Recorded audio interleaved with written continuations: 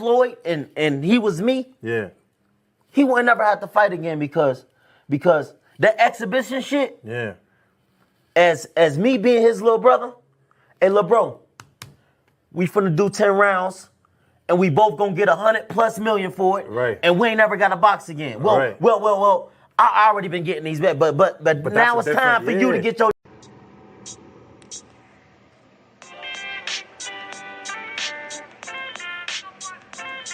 Yo, you know the deal.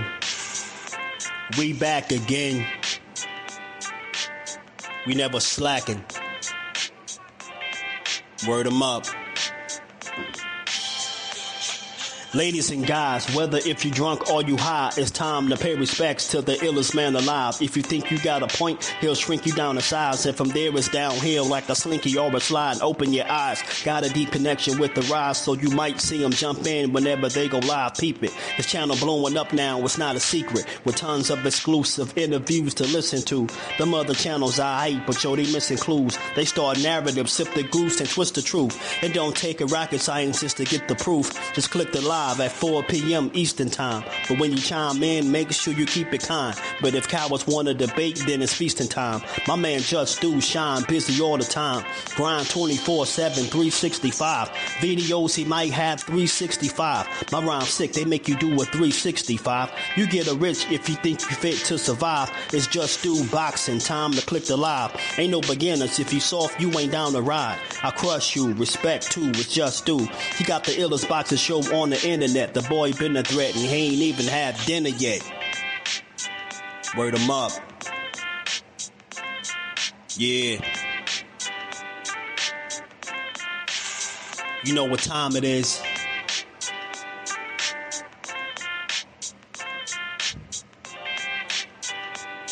$4 p.m. Eastern. Click the link.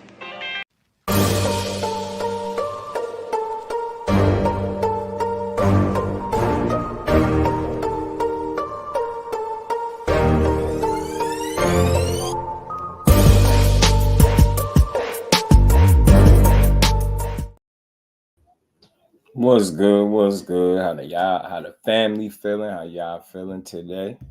On this good Friday, we're closing the week out, building on this good boxing like we always do. Back to get boxing is JUSDUE how we always do. Y'all already know if you catch this on the playback, smash the like button, sub to the channel, turn your notifications on, and come listen to some truths. You know what I mean? What's good with y'all, man? How y'all feeling? Ace, what's good, my guy? 88 Sports Talk, what's good, family? Shower, peace to the queen.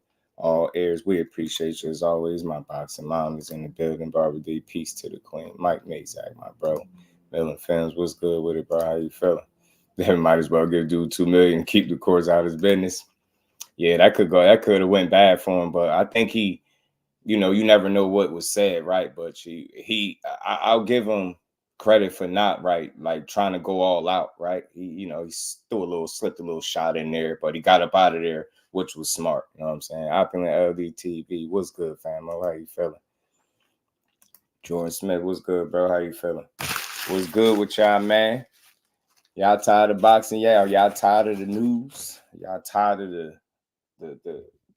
the fake fight news, man? We've been getting a lot of it, man. The internet is kind of flooded with it. There's a lot of misinformation out there, man. Damn, I forgot the He said, "Why, damn?" He walk off like bleed. We're gonna talk about a few things. It's Friday, man.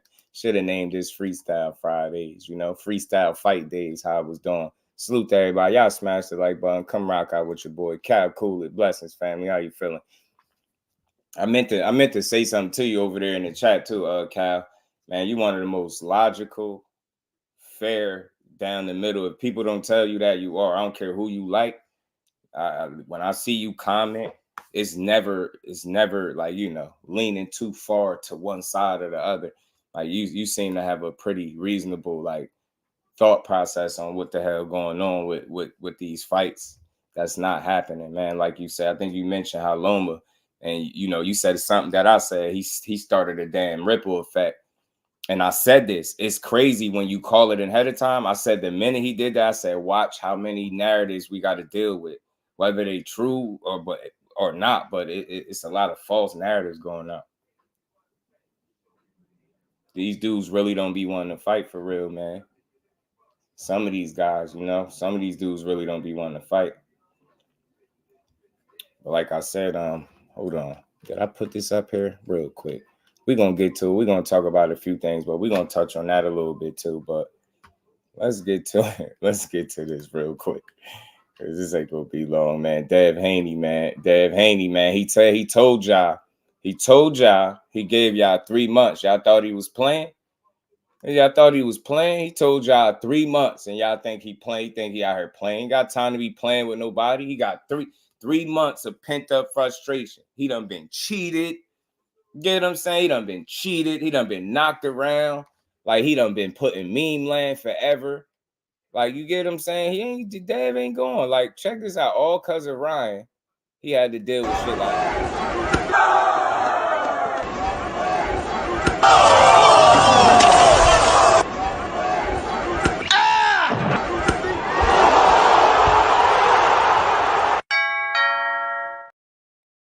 He had to deal with stuff like that. You know what I'm saying? He had to deal with that, being put in meme land all over this old cheating Ostarine fiend. You know what I'm saying? He told y'all, gave y'all 3 months. He ain't fitting to be playing. He not fitting to be playing with y'all. You know what I'm saying? Youngin got a lot of pent up frustration. Y'all here playing. Nah, you do a very good job, man. That's why you are much appreciated over here always, man. Like, I'm telling you, I hate narratives, man. Like, I hate narratives. You know what I'm saying? My throat was good. Don, what up, man? I'm not feeling the Cordina. We could talk about that too, Jordan. Hey, look. I see what he said about Joe Cordina. Damn, did I put this up here, man? Y'all bear with me, y'all. Y'all bear with me. Did I pull it up here? Oh, this right here, real quick. Let's talk about it. I see people talking about this, right? Because he said he was weak fighting at 130. He's actually a really good fighter. Just was sucking himself down to make weight he shouldn't have been making. I for sure wouldn't take dude lightly, but Zepeda don't want to fight just yet. So whoever it's going to be, they're going to get this work. That's what he said. And, you know, people feels like he kind of justifying fighting Cordina. But see, I'm a guy that likes to put stuff in context. See, I don't read stuff and just get emotional and start getting mad. You listen to what he's saying. Is he being unreasonable? Yeah, Joe Cordina got recently got stopped, right?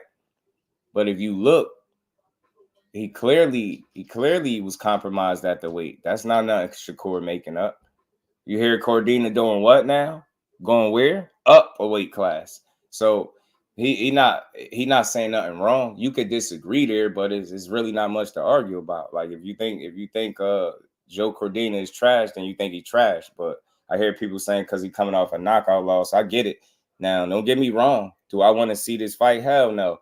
And do I think we get in this fight? Hell no. Like, I just think this was something that was thrown out there, but he's not fighting this dude either. You know what I'm saying? The fact of the matter is Zepeda, like, we be like, I don't know. I put stuff in context.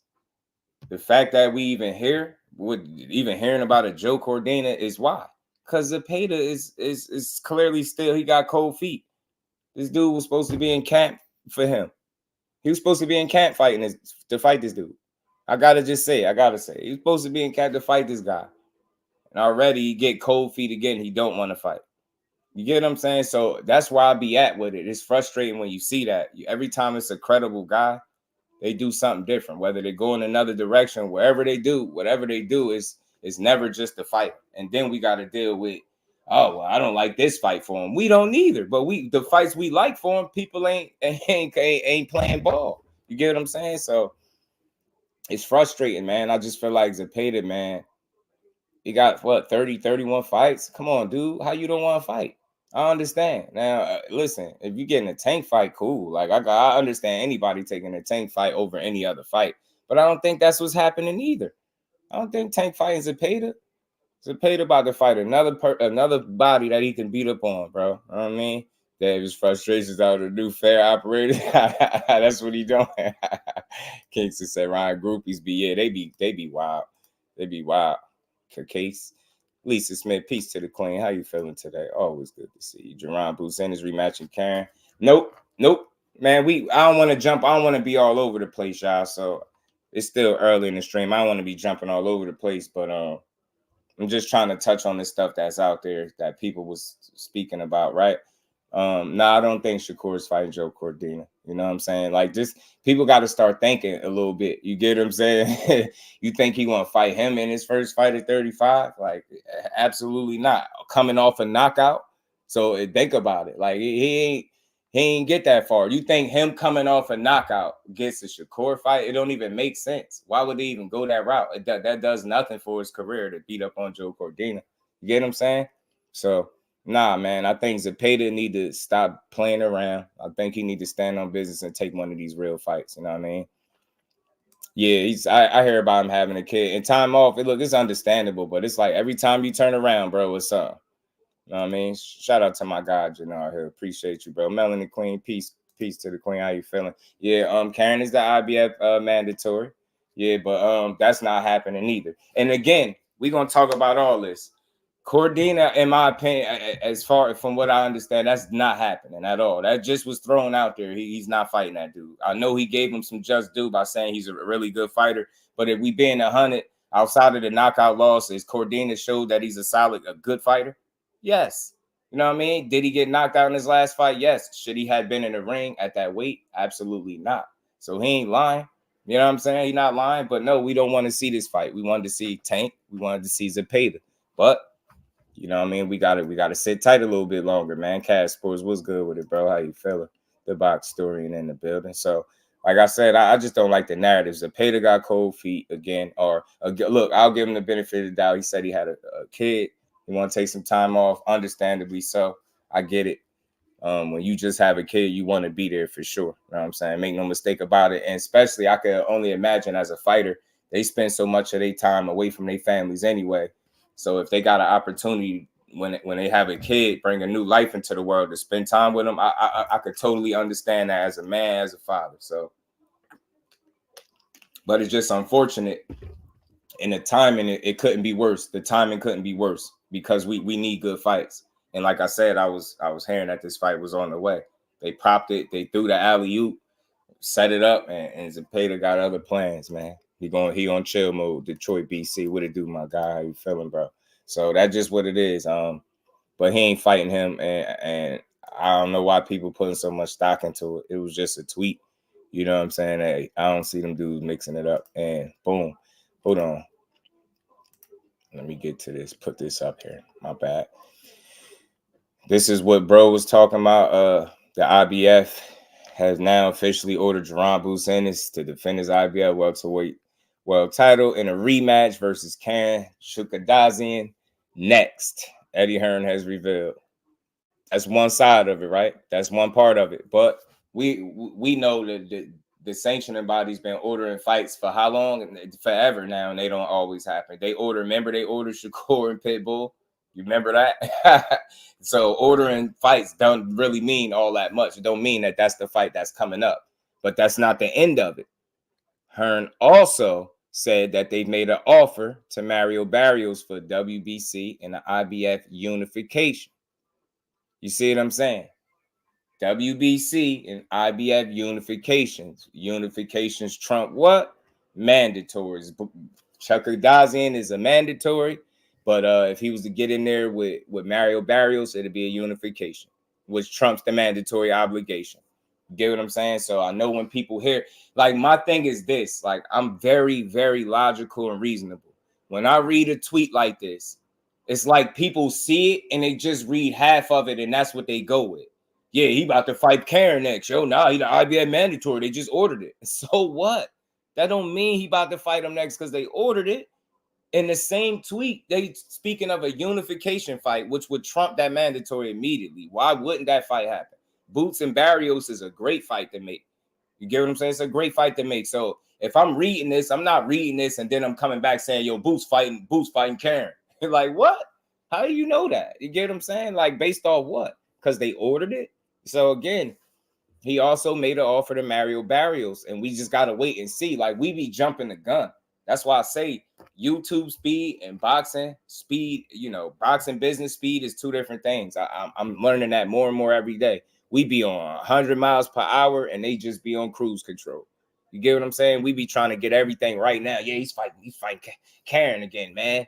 In Philly. No, he ain't, man. You know what I'm saying? And shout out to my guy YSM, man. YSM Sports Media. That he be in that camp. That's them, his people. Shout out to YSM. He said, please stop with the Jaron versus Karen Chuckadazi and 2 rumors. Respectfully. Respectfully. So we jumping the gun on a lot of this stuff. It's very early, man. I don't think dudes know who they fighting just yet. You get what I'm saying? It's very early. I don't think Boots is fighting Karen next, but like I said, a unification with Trump is mandatory. So if Mario Barrios is free, I don't see no reason in the world why they can't fight. Why wouldn't they fight? Why wouldn't he fight Barrios? Why? Dropped 147 belts. Couldn't Boots go straight for unification? Right, Cal, for sure. And that unification would be who? None other than Mario Barrios, the guy that really ain't ducking no smoke, that said he'd be willing to fight Boots. You know what I mean? Yeah, nah, I don't think it's happening. Cass, being Boxing News, my guy, what's good with it? Boots will stop carrying his time, although we don't want to see it. Right. Salute to Kingston. PBC gonna put Barrios versus Stanley. That's not a bad fight neither. That's not a bad fight. But what we do know, and that's a possibility, Kingston. I can't take that off the table, right? That's reasonable too. But at the same time, if an offer has already been made to Barrios from Eddie Hearn, you get what I'm saying? I would like to see if he gonna accept that fight, because Barrios ain't known for turning down opportunities. So what we do know is that he has an offer made based on what Eddie Hearn said, right? We don't know where Stan Jonas is quite at in the mix. We don't know if anybody made him a deal, right? So let's just see it materialize. Like I said, man, just gotta wait and see. But that's easy. That should be easy to get Boots that fight. It should be very easy to get that. It should be, you got a willing participant in Mario Barrios. I really hope they can make it. I don't see no reason why they can't, man. I don't see no reason. Barrios, yeah, he'll fight anyone, Shower. He really would. Dre Smith, what it do, family? Said if it's on the zone, not looking at Barrio Amazon Prime. What's good with it, bro? Tony Reviews, what's good, fam? Was that Haney video that you just posted? Oh, that was the first time I ever felt bad for the jumpers. Yeah, we gonna get to that too. Tony Reviews, what up? Kyle said, who was up for the vacant belts? I'm not sure. Because look, Barrios already had one. This the thing. People had interim titles, I believe, Cal. So I'm wondering, is he getting the same treatment that Norman got and being upgraded to a full champion?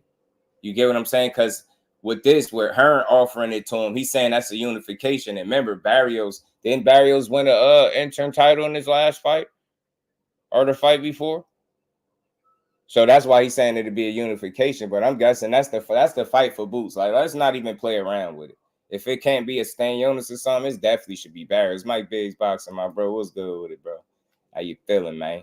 So yeah, I don't know. I have to check, but let me see something real quick. Let me pull this up. Let me pull it up. Let me get to it, man. Y'all hit the like button for me, man. Let me see something.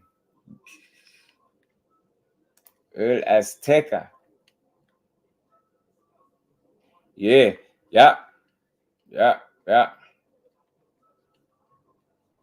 Matter of fact, he got that against Ugas, the interim title. So I'm wondering if they just gonna upgrade him to full champion. Get what I'm saying? He is the full W. Okay, I thought so. Shout out to my guy Don. I thought so. So that's why it's a unification, and it made perfect sense. Right there, that's an easy dude. What's good with it, cuz? How you feeling? Rude Exposure, my guy. What's good, bro? Crawford didn't drop the WBA. Yeah. I think he's still holding on to that. I didn't hear nothing about it, but in this case, this IBF and WBC, so them joints is up for grabs, and I think that's the fight to make. I think Boots and Barrios is a great fight. You get what I'm saying? Made that Trump's the mandatory. You get what I'm saying, Cass? So again, we want it right now. We want to hurry up and speed and figure it out. And look, I want to know too, but I ain't about to just force it. I don't see how you read this tweet and just automatically say, yeah, he fight Karen again. Like, that's not even a fight that people want. especially based off how he looked. Eddie Hearn trying to grow his profile, not stagnated. You put him in there with a guy that's coming to survive again, man. There's no telling how that fight gonna look. Don't nobody want to see that. Dr. Boxing Talk, what it do, my guy? Everything by John. What's good, man?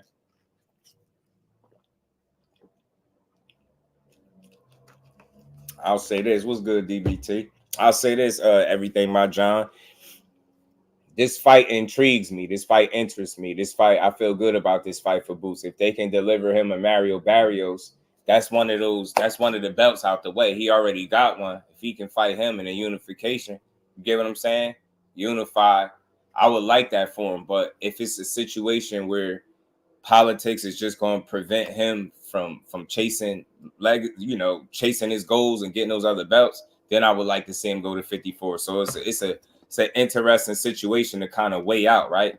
Kind of got to weigh your options because he seemed like his heart is set on trying to become undisputed at 147, right? And I don't see why he can't do it. You get what I'm saying? I get it. The belts is here, there, but they can start right here. He's one step closer if they can get him in there with Barrios. I don't see why not. That's a great fight for both of these dudes. Barrios is a real fighter. Norman Boots, Barrios, only chance, but Stanley has regular. Right. I ain't hear nothing about doing nothing with the WBA, which is weird. I don't understand what he doing. Sonny, what it do, fam? Rewatch the fight. If Barrios says no, we get the rematch. I seen it, Sonny. Look, this is the thing, man. I don't knock nobody, but I just don't care for Karen's style. I feel like anybody that's just coming to kind of survive, like I didn't feel like he came to win. You get what I'm saying? That's me personally. Like watching the fight, watching highlights of the fight, rewatching the fight, I always get the same feeling. Now, he threw some punches for sure, but he didn't give me the impression that he was trying to win because that style doesn't get you a win. He was doing way too much moving, and it was just more survival mode. But look, man, I'm supporting Boots with whatever he do. But like I said, I don't think Karen is coming up next. Like YSM said, that's a rumor, and he talked to them, I'm pretty sure, regularly. So I'll trust that he know what he talking about. You get what I'm saying? And shout out to my guy JUSDUEBOXING. He said that was a possibility. You know what I'm saying? That's a possibility, but that's because he's the mandatory. That's what makes it a possibility. But again, you bypass all that with a unification and you right on the money, man. So that politics thing is it. And boys ducking. Your dudes don't be wanting to fight. I don't know. I mean, I don't know. It depends. I don't think it's, again, for me, you can't duck without it being no offer or no contract or nothing like that, right? We just know these fights are out there, but until they on the table and guys turn them down, I ain't gonna call nobody no duck for sure, right? Guys got to turn the fights down. Karen Gambaya, I think he was just afraid to get caught by Boots. Yeah, he ain't want to get knocked out. Shay, I don't think he wanted to get knocked out at all. You know what I mean, he worked and he did well. He did his thing.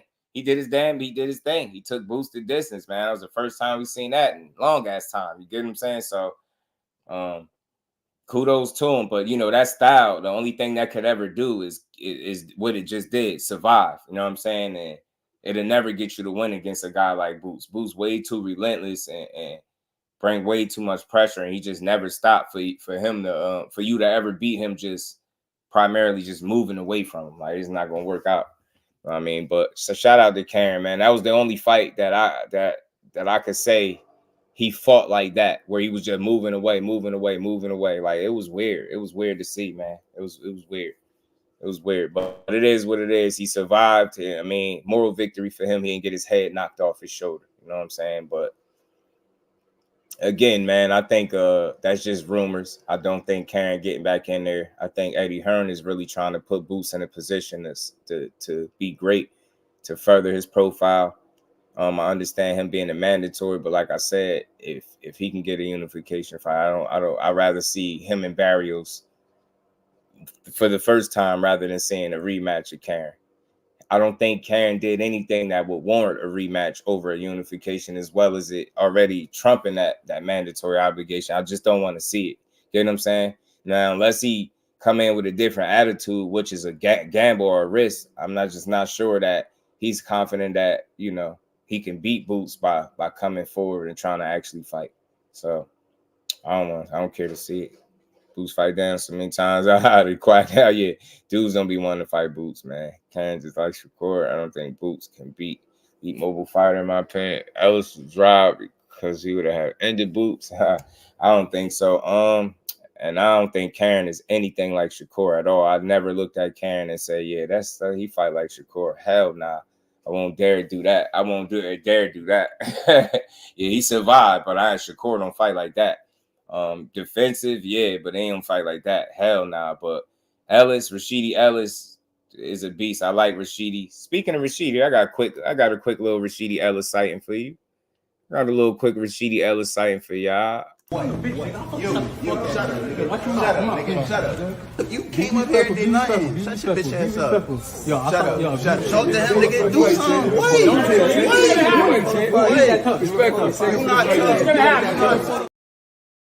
Wait. That was him going at it with C4. C4 like 1-0. I think they fought in a team combat league against each other. That's what Speedy Rashidi been doing. And look, I respect all opinions. I don't argue or disagree. I hear you. Rashidi Ellis is a hell of a fighter. I feel like him and Boots is an entertaining matchup still to this day. But I don't know where Rashidi at is currently in terms of like his situation, because anytime you see a guy over there in the team combat league, it must not be nothing on the table in the immediate future for him. But that'll be a good fight. I don't think he'll beat Boots. I don't like triangle theories, but and I know styles make fights. I think he got robbed against Villa. I think he should have got the decision against Villa, even with the knockdowns, but it was what it was. Look how Boots went out there and like, man, he absolutely destroyed Villa. And I just don't, I don't think Rashidi would be able to weather those storms for 12 rounds against Boots. I think Boots is stopping. You know what I mean? You got a slower, a more plodding Villa able to come out there and get him on the canvas a couple times, right? Just imagine what Boots would be able to do. You get what I'm saying? Boots gonna hit that chin. He faster, sharper. He can switch. It's just every bit as athletic. Speedy is fast. That will be interesting to see how Boots will deal with another guy that's fast like that. But I got Boots stopping him, man. I got Boots stopping him. You know what I mean? He slowed down. The problem was he slowed down enough in that Villa fight, and Villa caught up to him. But I still think he won. Can't been on a little streak since Boots. It'd be like that. Kingston dudes be like, he ain't a bad fighter. He just ain't on Boots level. We know that. Yeah, he put Shakur and Karen in the same category. That's wild, bro. That's blasphemous, man. The disrespect. Let's talk fashion. My guy Remo in the building. Behind the Hands TV. Rashidi spent his time in TCL at middleweight. Shout out to my guy Behind the Hands. Yeah, man. Bro, what's good with it? Lara and Danny. What's good, Brody? Yeah, Boots will stop him early. I think Boots will stop him mid to late for sure. Danny and Lara are gonna be a good fight. Danny better come prepared because Lara, an old vet, he ain't that average 40-year-old moving around, and he don't move as much as he used to. And he's a bit more offensive, and he sit down on his punches more. So I think it's gonna be a good fight. It's really one of those 50-50 type affairs right now, just because of where dudes is at in their career. Lara, in the twilight of his career, some would say, and Danny been off for about another 2 years or something. So they both got a lot of questions to answer, but it's one of them fights. I wouldn't be surprised if Lara pulled it off. I'm telling you. But if Danny can be busy the way he was against Jose Benavidez, he gives himself a really good chance. He got to be busy. You know what I mean? If it's a low pace fought fights, slow pace, should I say, low punch output, something like that. I think that benefits the vet, the older vet in Lara, but we'll see. I think Danny's a hell of a fighter still strong. I don't know what to think about his power at the outside of 47, but we'll see. You know what I'm saying? I think it's a even fight though on paper for sure. TM was good with it, man. Lost one fight, and now he on overtime. Yeah, man. I always thought he should have got the Villa rematch. Said Villa still got that headache. 3 year probably didn't fight Villa. Yeah. I still think he beat him though. I still think he beat him, Tony. The average something, even with the timeout, I still think he beat him, bro. Need Boots versus Thurman or Spence versus Thurman, please, boxing guys. Yeah, Spencer never fight Thurman. I think he's steadfast on that. I think he got his mind made up, but The problem is Thurman is injured. Now he nursing an injury, so you just don't know what his timetable looking like. I still watch him and Boots fight, but he gotta want to do it. I don't know what he want right now at this point in his career. So we have to wait and see. I like Keith Thurman though, man. I like Keith Thurman. But look, man, this opportunity for Boots is one. The boxing guys need to deliver Barrios versus Boots for sure. 100% we need that unification for Boots. Hell yeah, you need it. And in fact, look, if Eddie Hearn already made an offer, I like that about Eddie. Get on the ball. Eddie need to be doing everything in his power to try to secure this fight, to make sure Barrios want to fight. Take this fight. I swear. You don't want nobody else. You don't want him to go nowhere else, man. That's a great fight for your guy. You can move Boots' profile along. He only lost to, Tank and Thurman. Only been knocked out by Tank. Been on a run since losing to Thurman. Been looking better. You know what I'm saying? Got that WBC strap. Come on, man. It's a great fight. It's a great unification. That's what boxing need. That's what boxing need. Get that young man Boots. Look, he already don't got the big marquee names down there at 47, and that's what everybody keep complaining about, saying he wasting his time. But if he can get unifications, it won't be a waste of time. It'll be for something. You get what I'm saying? So I truly want this for him. I want to see Barrios and Boots fight. You know what I mean? I'm busy with it, my guy. That's a great fight. We need that one, man. So hopefully Eddie is able to put a deal together or something to, get Barrios on board. Because what we know about Barrios is he a warrior. He ain't got no quit in him. Tank had to beat him down. You know what I'm saying? Keith Thurman put hands all over him. He fought to the end. So I don't know. He a dog, man. We need that fight for Boots, man. We need that. And and Barrios gonna come to fight too. You know what I'm saying? He ain't gonna lay down. It'll be a good test. Shit, he's 6 foot. He taller than everybody. Barrios is long ass arms, long reach. It'll be a good fight, man. We need that one. So hopefully, man, boxing deliver that one, man, because that's perfect for Boots, yo. I couldn't see a better opportunity. The Boots is, Barrios, maybe Stanionis. It ain't a ton of names, but the names is not gonna be, there, right? It's no real, truly big names there, but it's Boots, and then it's everybody else. It's Boots, and then it's everybody else. You know what I'm saying? And his ass need to secure another title ASAP so he can make his time worth it. That why he down there, bro. Why he down there? That's what I want to see for Boots, man. Made the offer before the mandatory was ordered. Definitely good, right? And even if not, though, Kaz, you know how that good old word is gonna trump it anyway. So all he got to do is be on board, which I hope he is. You know what I'm saying? I truly hope Barrios on board with that fight. And I think if so, we get it, because Boots ain't saying no, especially to another opportunity for a title. That's all he should be looking for down there at 47. You already don't got the names. The only thing that's gonna make it worth your while and kind of add to his profile is collecting them belts.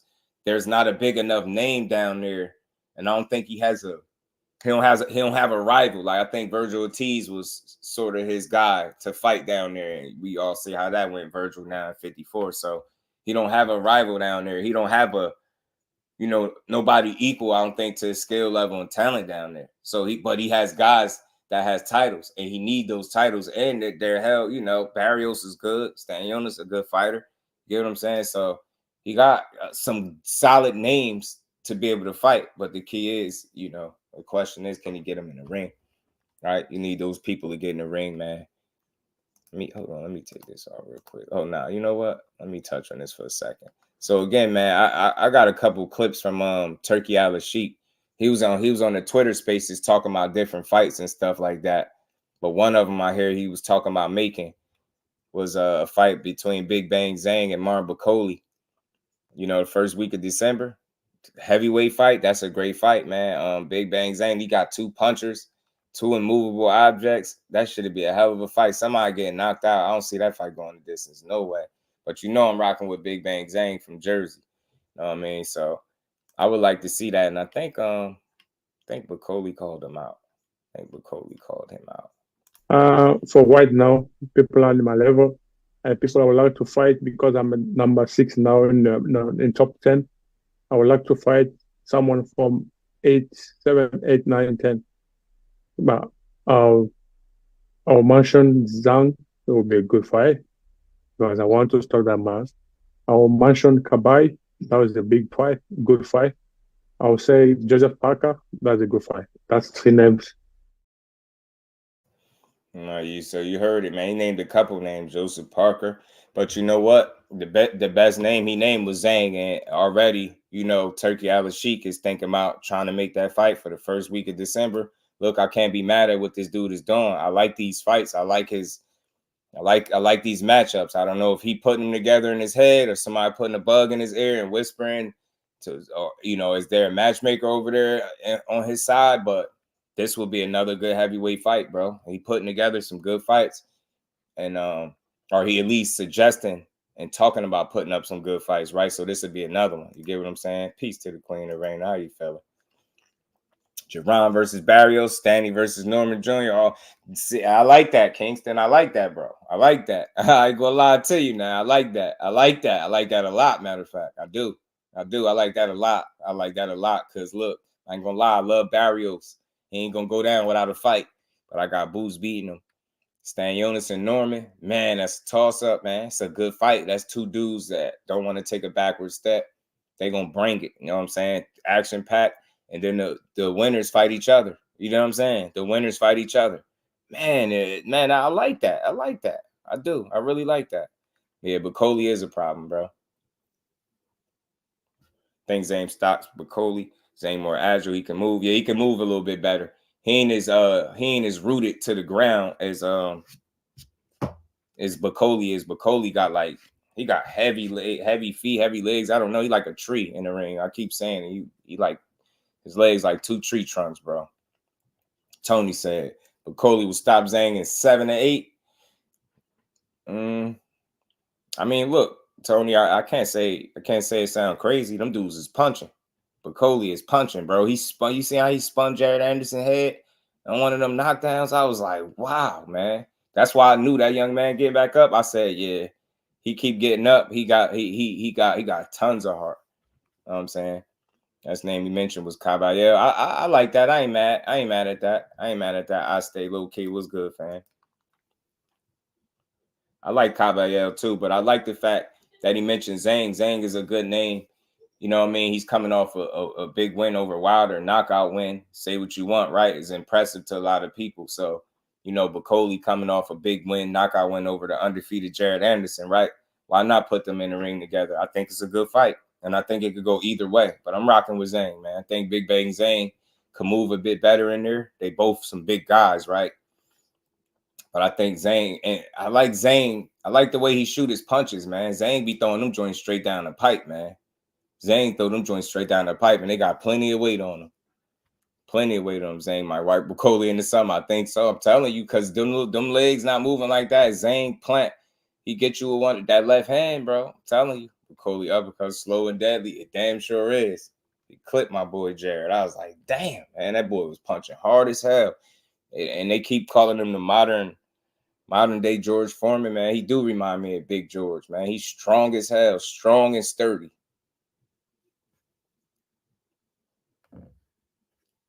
I think the reason you say that I stay is because of the legs. The legs of Bacoli. He really don't move. And he essentially is sitting duck. That's why I thought Jared was just gonna box him. Because I definitely seen a way for him to win if he would have just boxed him. Caballero versus Bacoli would be fire. Yeah, it would. That's a good one. So, buddy, you see the names he mentioned, so he calling for the smoke. I like Martin Bacoli, man. I think he need to strike while the iron hot. I think either of the names that he mentioned is good. Outside of Joseph Parker, I don't really want to see that one. Caballero and Zane, I like those. I like those fights for him. I think either one of them would be good for sure. For sure. I'm with that. I think either one of them joints would be good. Well, we'll see. Big Turk got high hopes, man. He got high hopes, man. He got big dreams. He got big dreams, y'all. He got big dreams for this boxing. And I just wanted to touch on this real quick, though. we know Tszyu is slated to face him. And they saying October 19th. Bakram Murtazaliev, he's tough as hell too, but I like what Tszyu been doing. He been proving himself more and more. I think in his last fight, he showed just how dangerous he actually is. You know what I'm saying? He had Fundora nose broken like 3 rounds. And if it wasn't for that big gash in the head from the elbow, from that sharp-ass elbow from Fundora, I think he would have beat Fundora. I think he would have possibly stopped him. I think, all that blood in his face, he constantly wiping and pulling away blood, it blinded him, and it allowed Fundora to be able to stay on the outside box behind his jab and stay patient behind it because he had basically a blind man in front of him with all that blood pouring. So he's definitely compromised from the blood, and he still had no quit in him.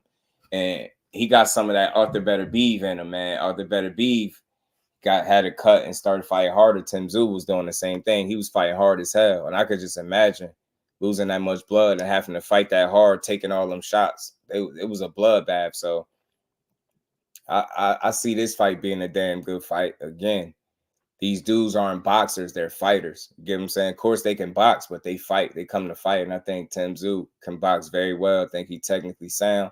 He patient. He got some underrated hand speed. And he got educated feet. Tszyu got educated feet. They're not fast, but they're educated. And he know how to get to the target. So I think this would be a good fight. I know more about Tszyu than Murtazaliev. Murtazaliev is solid, but I think Tszyu could beat this dude. You know what I mean? Yeah, I think he would have stopped Fundora, bro. Mr. Empire was good, fam. Here, Tszyu said American boxers doesn't have that dog in him. Yeah, he shitted on the Charlo brothers too, Mr. Empire. He said both of the Charlo brothers, they just talk, they can't fight. He said they just talk, they can't fight. He went at the Charlo brothers too. It was crazy. It was crazy. He went at the Charlos. I was like, damn, what they do, bro? What the Charlos do? Fundora took advantage of the situation, rightfully so. He did right, but you know what? Just to speak more into that, go a little bit more in depth. Tszyu team kind of failed him a little bit. I ain't gonna lie, just a little bit. And I don't like doing the blame game, but I think in that instance, I think they were supposed to gauge what kind of cut that was, and I think they were supposed to call it and just let it be that and get that rematch that way. You know what I'm saying? I don't think they should have sent him out there with that kind of gash. It wasn't even. It was like a slice in his head. You get what I'm saying? So dude looked like he had a damn little hole in his head the way it was bleeding. So I just think they should have. I think it would have served them best to stop the fight instead of keeping it going and trying to have him fight through that. You get what I'm saying? I respect it, but again, that could have went horribly wrong for him. And I think they said it was a vein or something, so it was no way they was gonna really be able to stop that bleeding. You get what I'm saying? And I think they were supposed to assess that more properly in the corner and make a decision to say, you know what, live to fight another day. Because like I said, you know, if it wasn't for Tszyu being tough as nails, that could have went horribly wrong for him.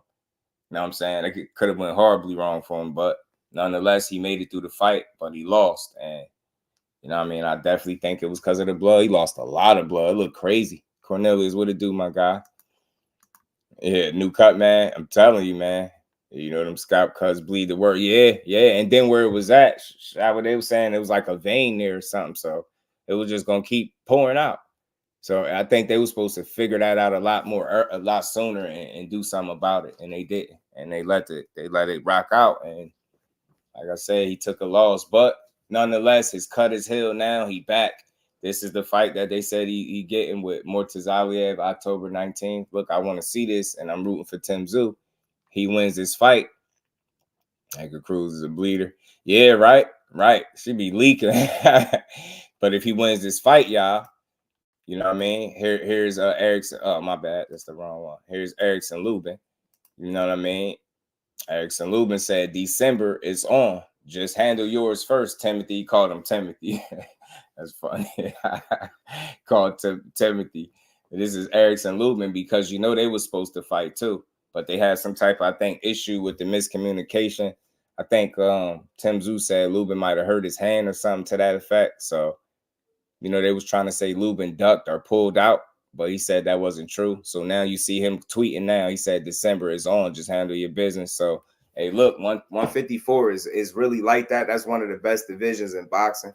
I think if they make the right fights and matchups, man, that division it definitely take over. It's one of the hottest. It got a lot of fighters, a lot of guys that could potentially lose to each other. That's what make 154 so dope. They got some dogs there, but anybody could lose on any given night. That's what I think I see. I don't see no real like mismatches at 54, and that's rare. You know what I'm saying? Especially when when you get outside of the top 5 or so, right? Start to get a little sticky. You know what I'm saying? But in this case, 154, man, is deep, and any of those guys mixing and matching it up could win on any given day. So, you know what I mean? Especially if you got Charlo coming back in the mix. That's what we need. We need, you know what I mean? You got another player at 154 coming back to try to reclaim what was his. Let's see it, man. I thought they were fighting. So maybe the rumors of Charles Lubin are true. I know that stuff is possible. I know it's possible, that fight for sure. Charlo fight. I never looked at Lubin the same. I did. You know what I'm saying? Because look, if you look at it, I stay. Not to make no excuses for him, but it's just real. Like we know, boxing. Lubin, look at his frame. Look at his body. Like when he fought Charlo, and then look at him now. You know what I'm saying? Like he's, you know what I mean? He filled out into his frame. I feel like when he fought Charlo, it was just a little premature. I think he was riding off of a lot of back-to-back good performance, knocking some of these lower level guys out. But I think it was a big jump to go from the level of competition that he was fighting at Charlo. But when you young and hungry and you confident, like, you know what I mean? You're going to take that smoke. And I respect him for it, but I think it was just a bit too early. You get what I'm saying? I definitely think if there was a fight now, it'd be much different. You get what I'm saying? A much different fight. You get what I'm saying? If he hadn't got caught that early, that fight would have been different. It would have been a much different fight. Peace to the queen, Aisha. How you feeling today? Yeah, it would have been a much different fight had he not got caught and clipped like that. So the thing is, for me, why that knockout didn't change my opinion of Lubin is because it happened so early. Anybody can get caught. That literally can happen to the best of them, and it has happened to the best of them, right? But if he was getting dominated and beat down and then got stopped, then maybe I'll be looking like, damn, you get what I'm saying? But if you just look, even in the Fundora stoppage, right? That Fundora fight, I think he was over there blowing his nose and it made it look even worse. He wanted to keep fighting, but they had to save him from himself right there. But that fight was a good fight. They was battling back and forth. He made Fundora take a knee. You get what I'm saying? So he tough as hell, man. Lubin tough as hell, man. So like I said, nobody ever just went in there and just whooped his ass. Even with Charlo, he just caught him, and it was one of them things where, you just get caught cold.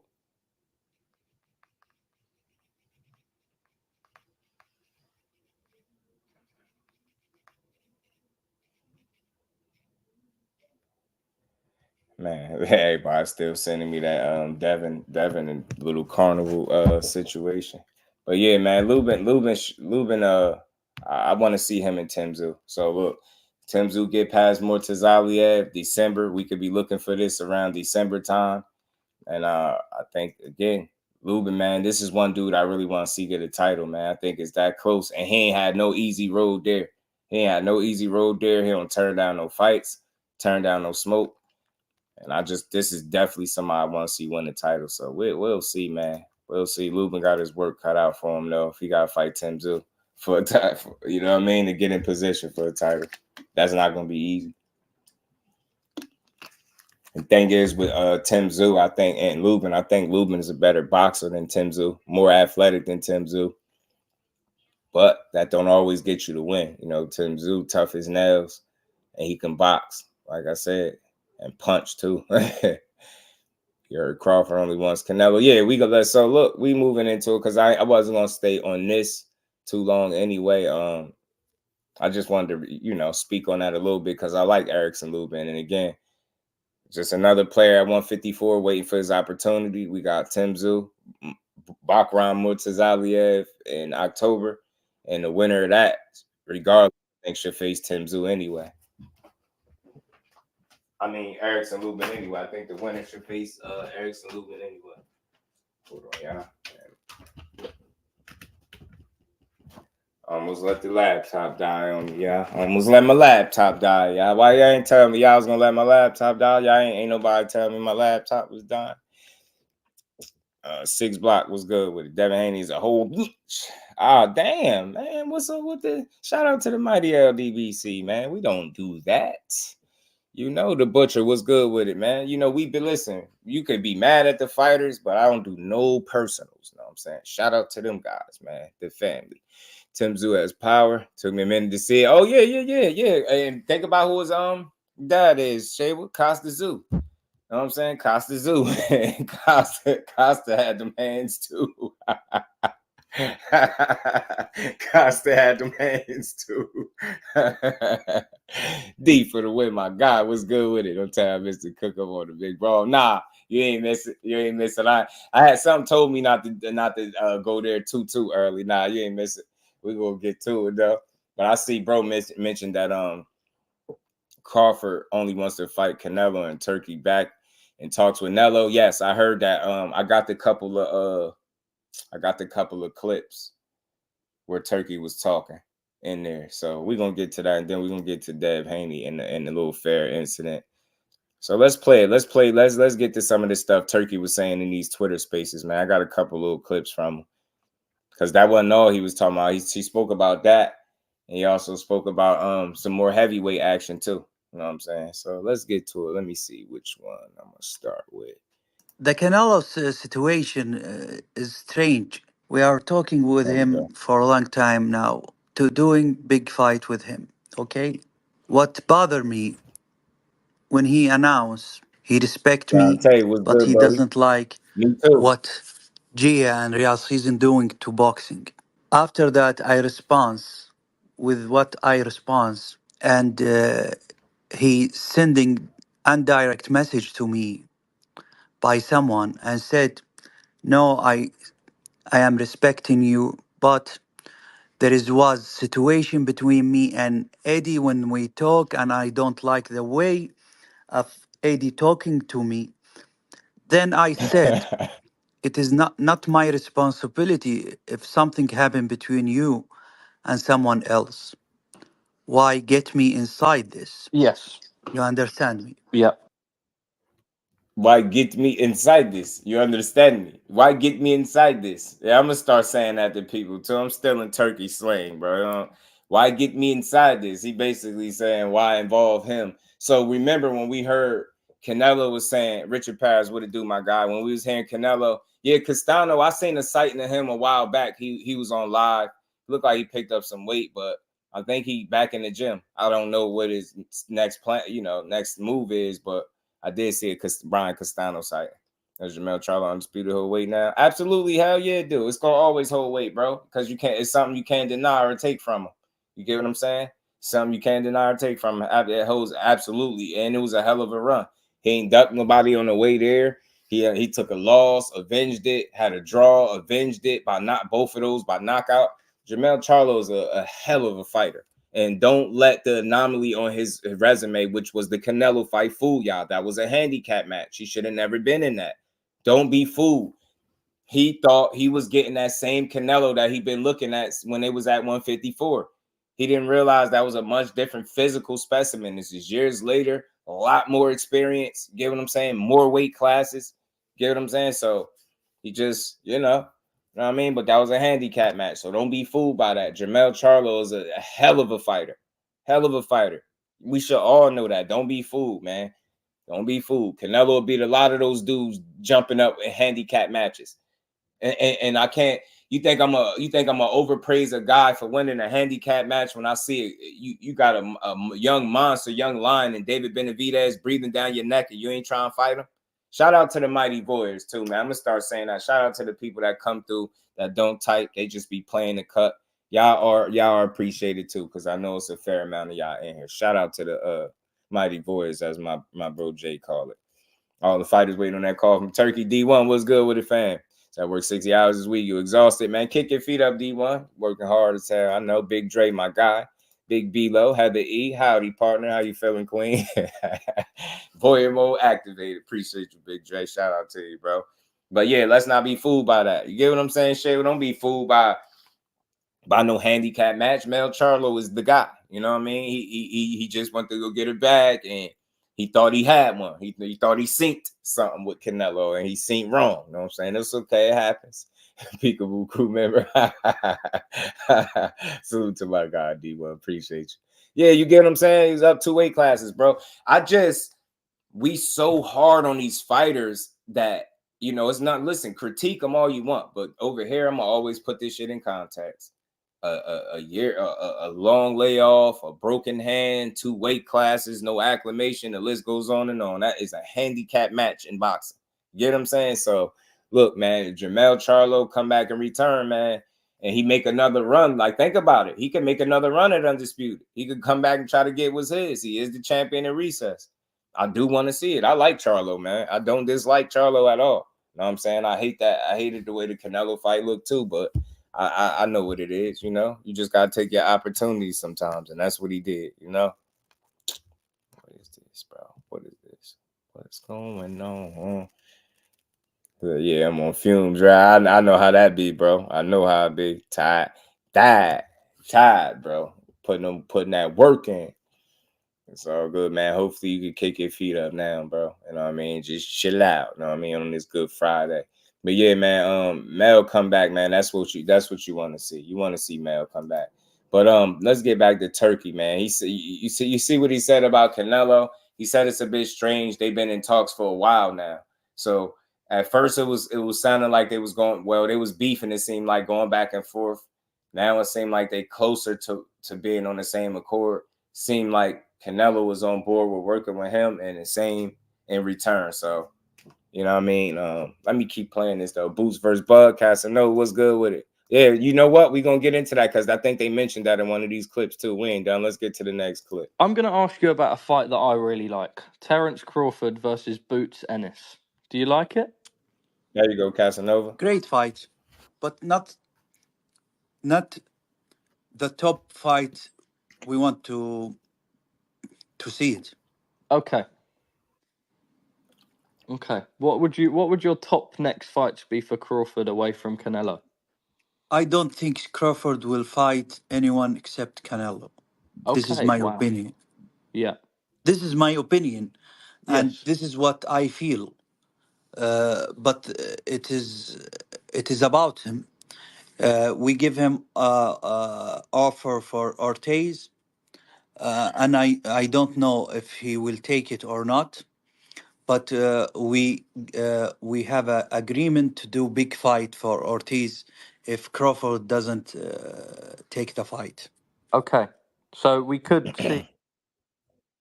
So you see what he said there. You know what I mean? He felt like, in his opinion, and I'm glad he specified that way. In his opinion, you know, he said he feels like Crawford don't want to fight nobody but Canelo. So maybe it's some type of life breathing to that situation with the fact that Turkey and Canelo is still willing to do some business with each other. Maybe he'll hear him out on the offer about a Crawford fight. Who knows? So I think that still makes it somewhat of a possibility. How strong remains to be seen. But look, it is what it is. But he also said, you know, he's going to make the Crawford and Boots fight is a great fight, but that's not the biggest fight that he thinking about. He thinking about, Crawford and Ortiz. He said he's going to make an offer there, and, you know, he don't know if Crawford's going to take that. And if he don't, then he has plans for Ortiz. You get what I'm saying? So I ain't mad at none of these. I mean, Crawford and Ortiz, I wouldn't be mad at it, but I don't see Crawford wanting that fight, because at the same token of him suggesting that fight to him, you said in your opinion he only wants to fight Canelo, but you still gonna make him an offer for the Ortiz fight. So it's almost seem pointless if you really feel like he only want to fight Canelo. Why even waste the time? But on the flip end of that, when they asked Virgil Ortiz, he agreed on the spot, because I think he was put on the spot. But then when he was asked about who he want next, he started talking about Spence and Fundora winner. He got his eye on that. So something tells me Virgil Ortiz, like, it ain't gonna just be if Crawford gonna take the deal. It's if Virgil Ortiz wants to fight Crawford next, which I don't think he do. I do not think he want to fight Crawford after having that kind of fight with Boachuk. You know what I'm saying? I don't see it. Scrolling, Kerry got a problem with that. It's tweeted, he responds.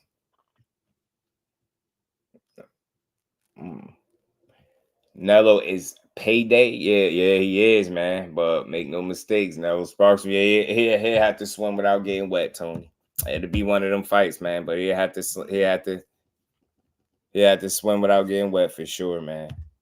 And it won't be easy. That'll be the toughest fight of his career by far, because his margin for error will be significantly smaller than at any other point in his career. And I think it'll be tough. But look, I'm with whatever he with. You know what I mean? I ain't counting him out against nobody, right? Oh, he said he was responding to you last night on Twitter. Yeah, I had DM'd him a while ago, a little second ago. Hold on, I forgot to. But yeah, man, Ortiz and Bud is a cool fight, but I question if Ortiz and Team Ortiz want that fight for him next. You know what I'm saying? I don't know if they feel confident that they'll beat a Bud Crawford right now, but we'll see. You know what I mean? Turkey did say he gonna make the offer, but like I said, I don't see that happening, man. I'd be surprised if we see Bud and Ortiz fight. I really would. I really, really would. Let me get this off right here. Let me see some. Boo, boo, boo, boo, boo. Y'all hit the like button for me. Let me pull this up real fast. I think I got like 2 more clips from Big Turk.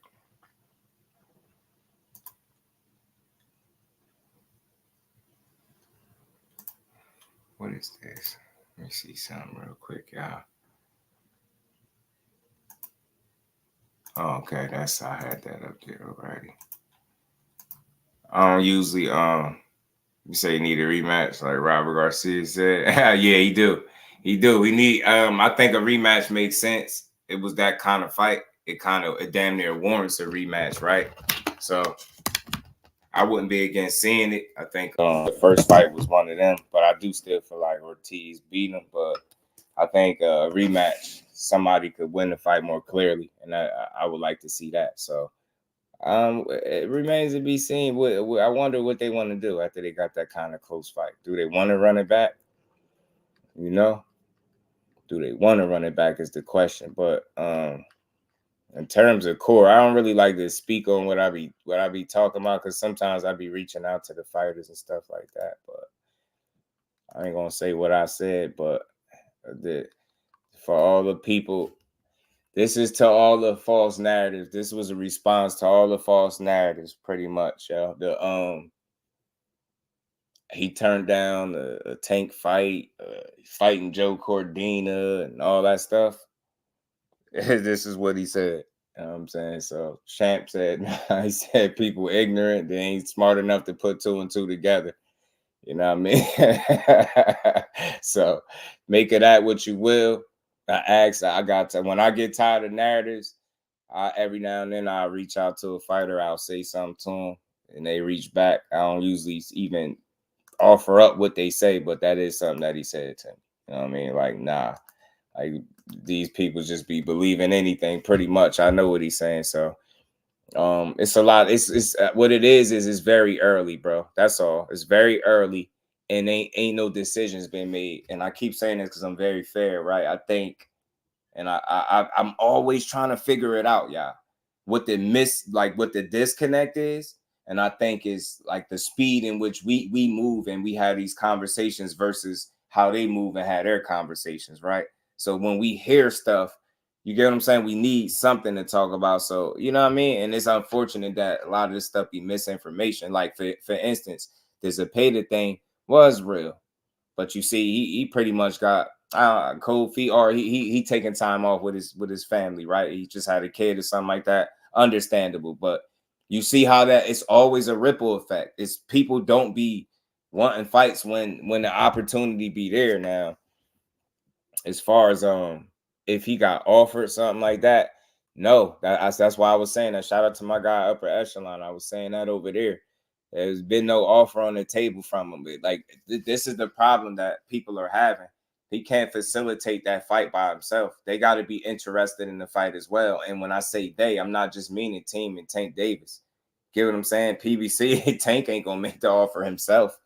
That's what people be getting misconstrued. They make it seem like Tank going to sit down somewhere, draw up a contract, and say that it's not going to go like that. You get what I'm saying? So shout out to my guy. I reached out to him too. And he said, you know, again, what we pretty much already know, there has been no offer at all put on the table for them two to fight each other. I know it's disappointing. I know people want to blame one of the fighters. Some people trying to blame Tank. Some people trying to blame Shakur. I think it's a matter of just rushing the situation and people not knowing what's going on. Notice you haven't really heard nothing from the teams. You're not hearing nothing. So it's not as simple, cut and dry as, oh, somebody's ducking. Nah, you can't duck something that's not offered. You can't duck something that's not presented to you. You get what I'm saying? So I hear a lot of different takes, people saying what should happen. Shakur need to tweet this. He need to tweet that. He should say this. He should say that. He said all of that shit already. What's the need to say all that stuff all over again? That shit ain't going to change nothing. No tweet has ever made a fight at all. There's no tweet. There's nothing he can say that's going to make that fight. And that's why I say what people need to start being real and understanding these. I'm going to say it again. The fighters be speaking as individuals when they be talking about who they going to fight. You get what I'm saying? But when it's all said and done, they ain't making their fights by themselves, bro. So PBC has to have an offer for that, man. There's no offer up on the table for him to turn down. Just to be clear, like there's none up there. Now, if that changed, I'm pretty sure my bro gonna hit me and let me know. But it ain't changed. You know what I'm saying? I don't think nothing changed. I don't think not that changed, man. So I understand why you calling Zepeda a duck, but not calling Tank a duck. Cause again, this is the thing. Now, good question. Shout out to my guy GM. Verse Havoc was good with it. I'm not big on the duck word, right? People use it, fighters use it. Cool. Everybody can feel how they feel. I'm more reasonable with my assessment, right?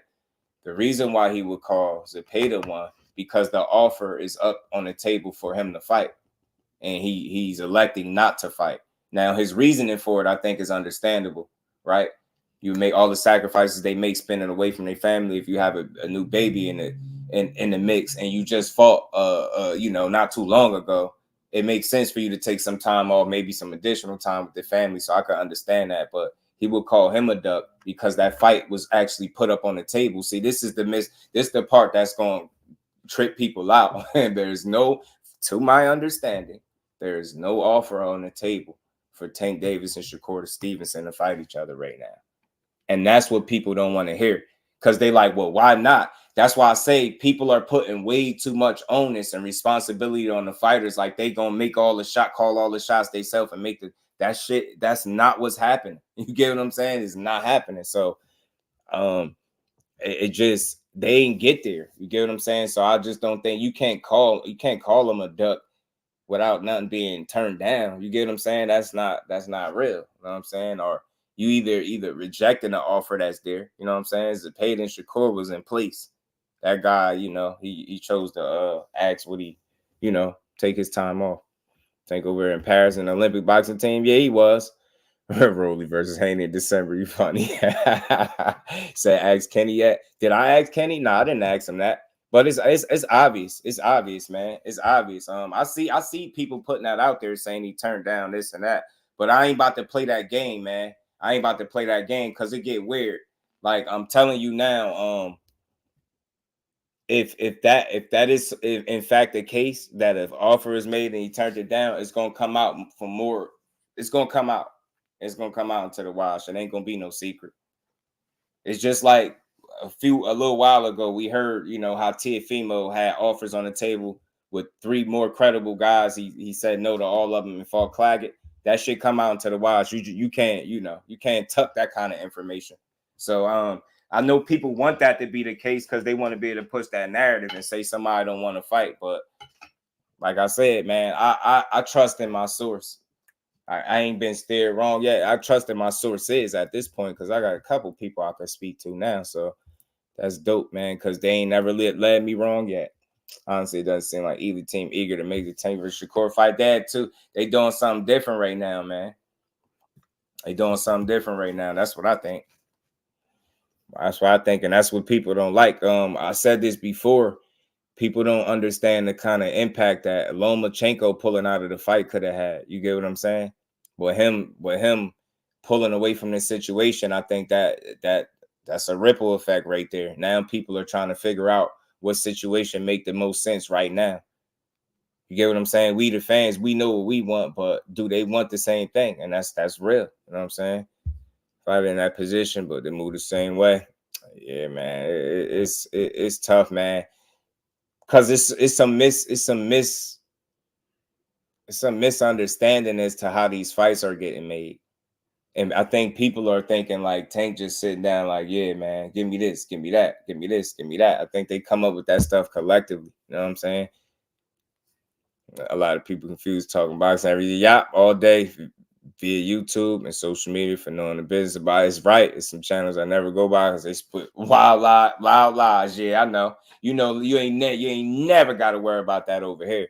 Like that's my goal for y'all, bro. Every day. You know what I'm saying? Is whatever we talk about is the right information, right? I don't never want to give y'all the wrong information. But like I said, that's what I think is what's going on right now. Turkey says it paid on February because he wants to spend time with his newborn yacht. So will Shakur fight? He don't know. He don't know. They still don't know now. Because again, Aisha, that also threw a monkey wrench, I think, in their program.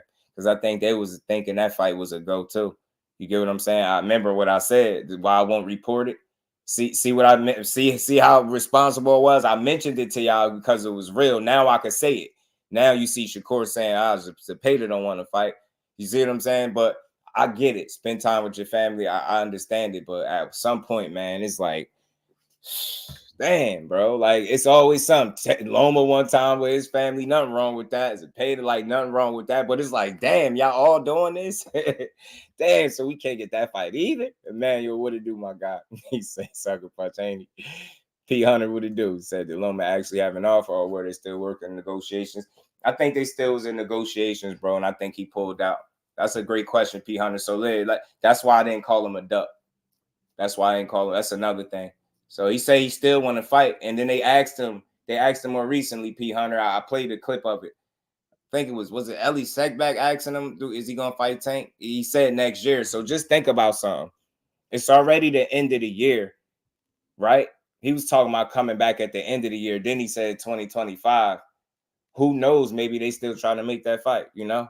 I wouldn't know. So yeah, that is weird. So right now, by what he's saying, Aisha, he like, yo, anybody could get this work. I'm staying sharp. So it sounds like he don't know who he gonna fight either. You know what I'm saying? And I think that's what would be going on. So I know the question for people, if that's the case, if y'all both don't have opponents, why y'all not trying to fight each other? And that's a question that I don't have the answer to. You know what I'm saying? Like, I wish I knew why the focus wasn't each other now, but I have no clue. You know what I'm saying?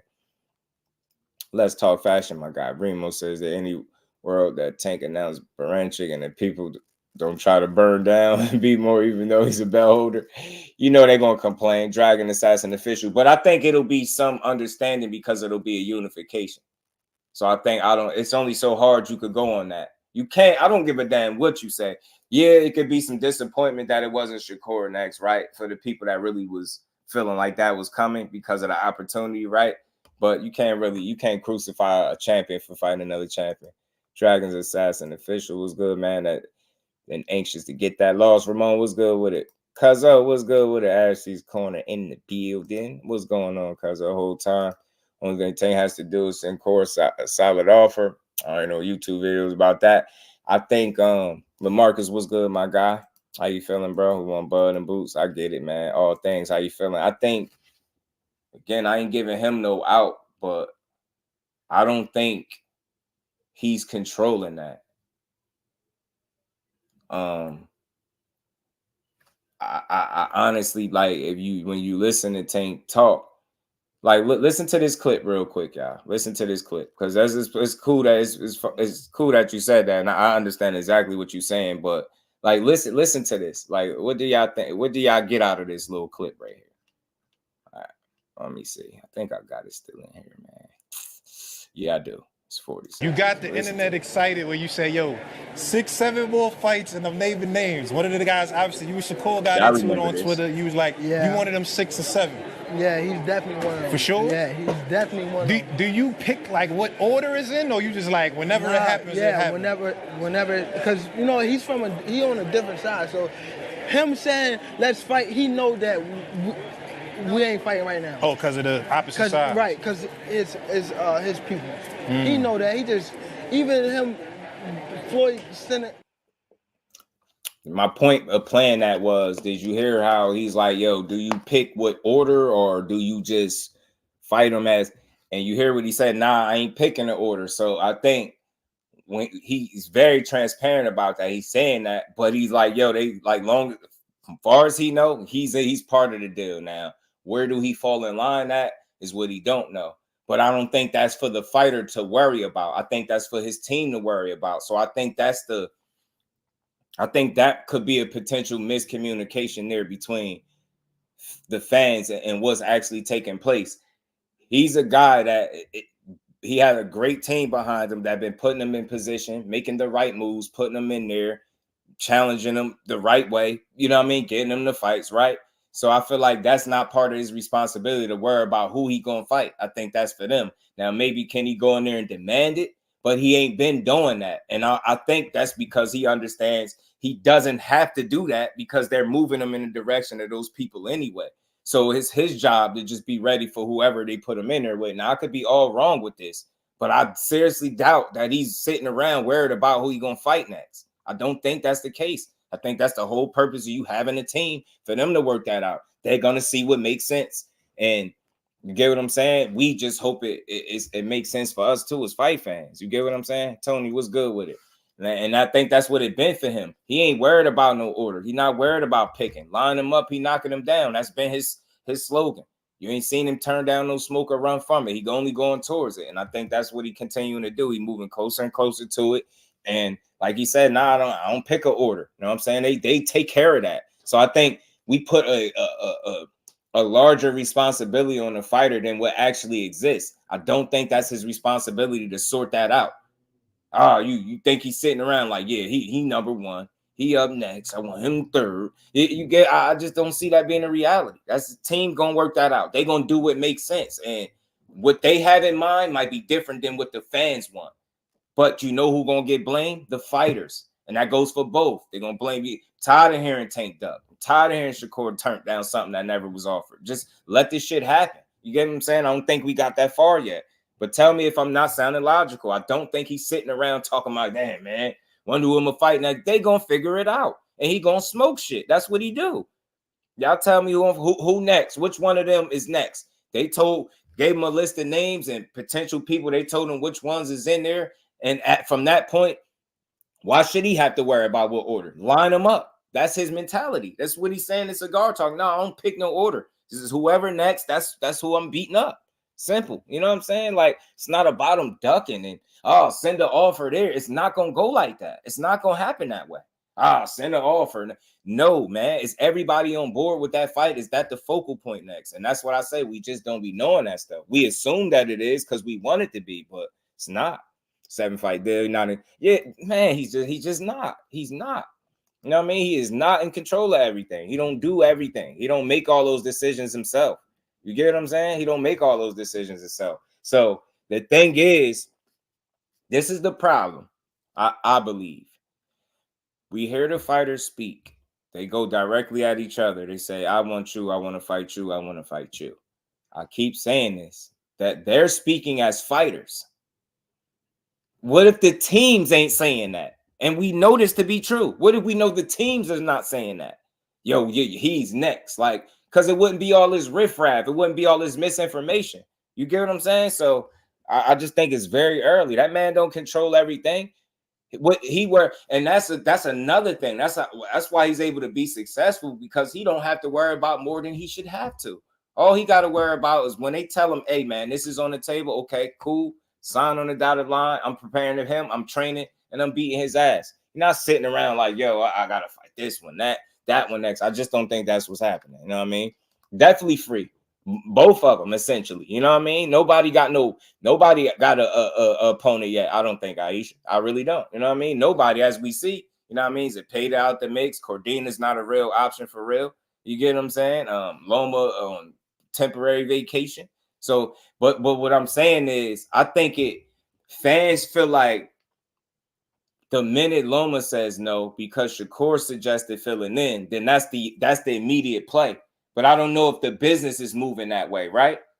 If the business is saying that, did they expect him to pull out? Like, I would love to talk to somebody and have this conversation. You get what I'm saying? So I could, have more insight as to what's the game plan. What's the next move when you got a fight up there and one guy kind of say, you know what, I ain't gonna fight right now. Like, is it immediately like, hey, find the next guy? Is it, you get what I'm saying? Is it the attention switch to the guy y'all been talking about the most? So I just don't know. It's crazy. Emmanuel Carter was good with it.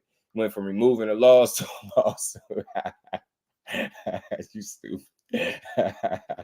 You a fool, bro.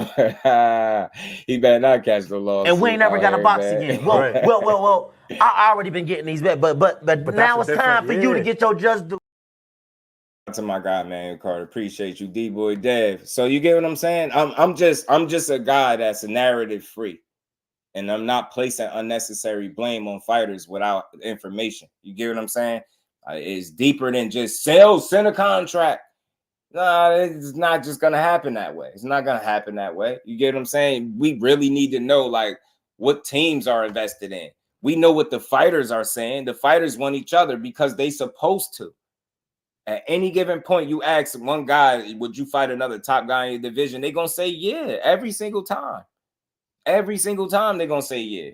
But that don't mean that's what's coming up next. You get what I'm saying? That's why I say these dudes have teams. Fighters in general have teams. They don't pick fights themselves. They don't orchestrate fights themselves. People keep saying, why don't Tank send a contract? Tank ain't sending no contract to nobody. That's not how it go. He don't have to say. Like, I know that shit sound good. Man, I've been getting some game. That shit don't go the way people think it go, man. I'm telling you.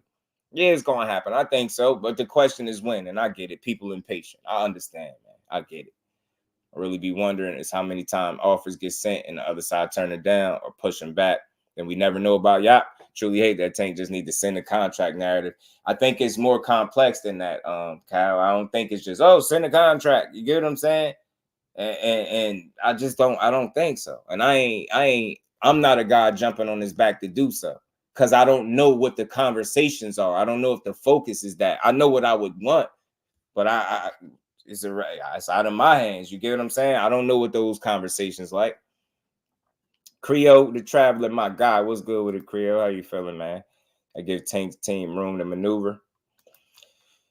Yeah, man. Cordina next. Of course, saying Cordina better than Frank. I'd rather see Frank and Core over Cordina. Yeah. So you feel me, Lisa? You feel me, Queen? You feel me? Yeah, I don't think he's fighting Cordina next either, though. If Cordina coming off a knockout loss, this would be his first fight at 35. I don't even think he would want to do that. Cordina himself. Cordina, I think, ducked smoke before with somebody else in his weight class. I don't think he would want to fight him. All right, Cordina, that's a step back. I don't think he's fighting Cordina. That's why I say it's a lot of misinformation coming out. We're not the best fight and the best business move. Sound like y'all giving Tank room to pick another easy fight. No, what we say, Rollo, what you got to understand is we have a real conversation. We have, no matter what we want, what we demand, and what we call for on my YouTube channel, right? Whatever, no matter what I call for, that has zero impact on the business of boxing. Do you think for 1 minute that they like, yeah, let's see what Just Do want? You get what I'm saying? So regardless of what's being said, we can't make that decision for them. We can't, you know what I mean? We can only talk about what we want. And we all in agreement with the same thing. But do they want that? You get what I'm saying? I don't think he picked his last fight being an easy fight. You get what I'm saying? He was about to fight Loma. I think we got to put this stuff in context. Loma stepped out. Now that left him, I think, trying to fill in and make the next best business move. You get what I'm saying? I really consider that. I think that's how it's going. They got to see what makes sense. All right, this guy is out. You know what I mean? Do we try to make a Shakur fight this early in the game? Who knows? Like, I just don't see it, though. You know what I mean?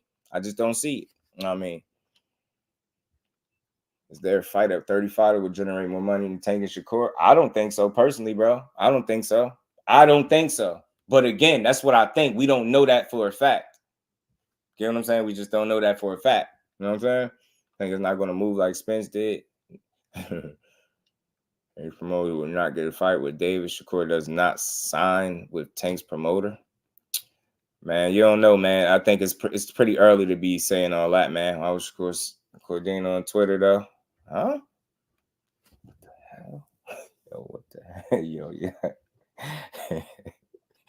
Yo, y'all crazy. What the hell?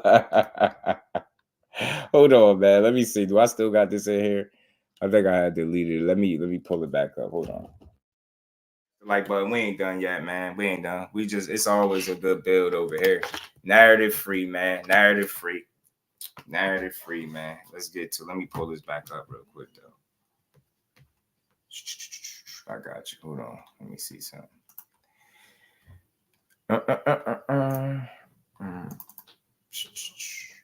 Give me one quick second. Let me see. Which one was it? I think it was this. This? I think it was this. Oh, that's what we're talking about. Okay. That's what you're talking about. The tweet. He said, why was Shakur doing what? I mean, let's talk about it. He said he was weak fighting at 130. He's actually a really good fighter. Just was sucking himself down to make a weight he shouldn't have been making. I for sure wouldn't take dude lightly, but Zepeda don't want to fight just yet. So whoever's gonna be, they're gonna get this work. So in terms of I don't know what the problem is with what he said here, but let's pull Joe Cordina up. We having a conversation. Let's do it. Let's pull Joe Cordina up, man. Let's pull Joey Cordina up, man. Hold on. What the hell? My bad. Typo, my bad. Let me pull him up real quick. Joey Cordinas. Joe Cordina, 17-1, 9 KOs. That one loss was in his last fight where he got knocked out. For Edward Vasquez, Rachmanov, Ogawa. You know, that's just to name a few. That's 3 of them right there. Those are all quality opponents. Even the guy he got knocked out by, you know what I'm saying? Up until that point, he was undefeated. He was looking pretty good, solid fighter. He don't have no evidence that you could call him a bad fighter. He got one loss where he got knocked out by a guy, and definitely you hear them. Where's Joe Cordina supposed to be going up to? 135. So he kind of suffered the same fate that Raymond Ford did. Difference is he got knocked out. Raymond Ford just couldn't fight. You know what I mean? He just couldn't. He didn't have the energy to fight back. But so as far as what he's saying, I don't have a problem with what he's saying. I don't get bent out of shape over a boxer's opinion over another boxer. Joe Cordina, up until that knockout, has shown to be a pretty good fighter. Am I wrong? Is Joe Cordina not a good fighter because he got knocked out the last fight? That makes him not a good fighter now. Do I want to see him fight Joe Cordina? No, because I already know what's going to happen. I don't need to see that. But I don't think that's the fight coming up next either. I just think people take these comments these tweets way to heart. Like, I don't think it'd be nothing to it. He just gave him his respect, say he's a good fighter, and that's it. I don't think he's a bad fighter. Like I'm saying, like, because what we basing it on, we mad that he gave Cordina credit for being a good fighter. Is he a bad fighter because he got knocked out? You know what I'm saying? Barrios got knocked out by Tank, right? Is he a bad fighter? And you get knocked out, does it just make you a bad fighter all of a sudden? You get what I'm saying? So I don't get that. People got an issue with everything he said. He say anything. Why did he say that? I can't believe. Did you hear that? You know, I don't get it. What did he say wrong? Is Cordina a good fighter or no? That's what I want to know. Is he not, or is he not because he got knocked out? That's what I want to know. Shakur cooking Frank and Cordina with, it don't matter. Yeah, he beat both of them. Tank need to step up so we can have a real 50-50 fight. Yeah, I would love to know what them conversations is behind the scenes. I just don't know. You know what I'm saying? Think Cordina a good fighter. Coming over KO loss, don't sound like he could be fighting him next. Nah, he ain't fighting him next. That was already look, man. Look. I ain't gonna say what I said, but y'all pretty much know what I said. This is what Shakur said to me a little minute ago. For all of them that's keep throwing all them narratives out there, there you go. So make of it what you will. Make of it what you will, man. I don't think he fight no Joe Cordina next. It knocks you out, might matter some. B-Dog, what's good with it? But you get my point. Not is a when you get knocked out, do that just make you a bad fighter? Don't matter who knocks you out, you get knocked out, do it make you a bad fighter? You know, you see guys sometimes a good fighter get knocked out by a less than fighter, rematch him and get his get back, right? So my point is, will we throwing guys away after one loss? You get what I'm saying? I just can't do that. Cordina was shown to be a solid, good fighter. He was, matter of fact, and he's over there in the UK. He's one of their better fighters over there in the UK. Yeah, he's from the UK. He was one of their better fighters. Nice little prospect. He was doing his thing. Matter of fact, not even prospect, champion. He was a world champion. Yeah, I don't get it. Yeah, man. Yeah, I don't know. I don't want to see him coming out no knockout loss though. But I don't think that's the fight because he moving to 135, and I don't think he want to do that. He don't want to get his ass. He don't want to go night. Rob, what it do, my guy? Rob Zilla was good with it. Wanting this type of fight. Why y'all? What is it that makes y'all think he want to fight? Because I don't know. My missus. Let me go. Let me check. Yes, indeed. Akello, what's good, my guy? I'll be flying to Vegas on Sunday. Safe travels too, man. Safe travels, my boy. TM, so I like the Cordina fight. I just don't want to have to wait till 2025 to see Cordina. Still nice. Yeah, Cordina's a solid fighter. He's a good fighter. I don't think him and Shakur should fight next, though, but he's a good fighter. Hold on. Facts. He said Joe Cordina is better than Frank Martin. It's crazy to me, right? People will flip out more. Frank Martin and Joe Cordina got about this similar record. They got about a similar record. And you could argue the resume talk. Now he fought Tank. Of course, Joe Cordina ain't fought no Tank, right? But they got a similar resume outside of the Tank fight. They got a very similar type of, record, should I say. Frank Martin. Am I going through? I think Cordina is better than Frank Martin. No. But I just don't think Shakur care about Frank Martin. I don't think he like him. So I don't care about what his opinion is. His opinion is his. I think Frank Martin's the better fighter. But in terms of they got about around the same number of fights, they both got one loss. You get what I'm saying? And like I said, they both got some solid names on their resume. Both of them. Frank Martin to me is not no crazy levels above Joe Cordina. I just think overall he's a better fighter, though. I do, but I don't trip when I see shit like that.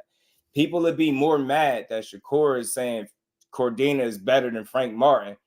But when people say Abdullah Mason and knock Shakur out right now, and Abdullah Mason is better than Shakur Stevenson right now, I don't hear a peep. I don't hear nobody say shit. Don't nobody come and be like, yo, that sound crazy. When people saying, Kid Austin and all this weird shit, I don't be hearing nobody say nothing. You get what I'm saying?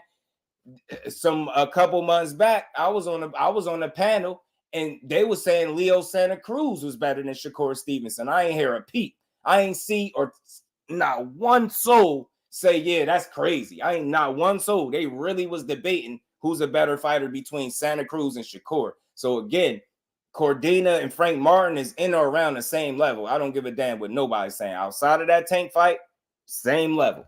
But I do think Frank is the better fighter. You know what I'm saying? But they the same level guy. That shit ain't like no crazy separation between them two. It's not. It's some separation, and I think it goes to Frank Martin. And I like Frank Martin. If they had to fight, I think Frank could get his ass.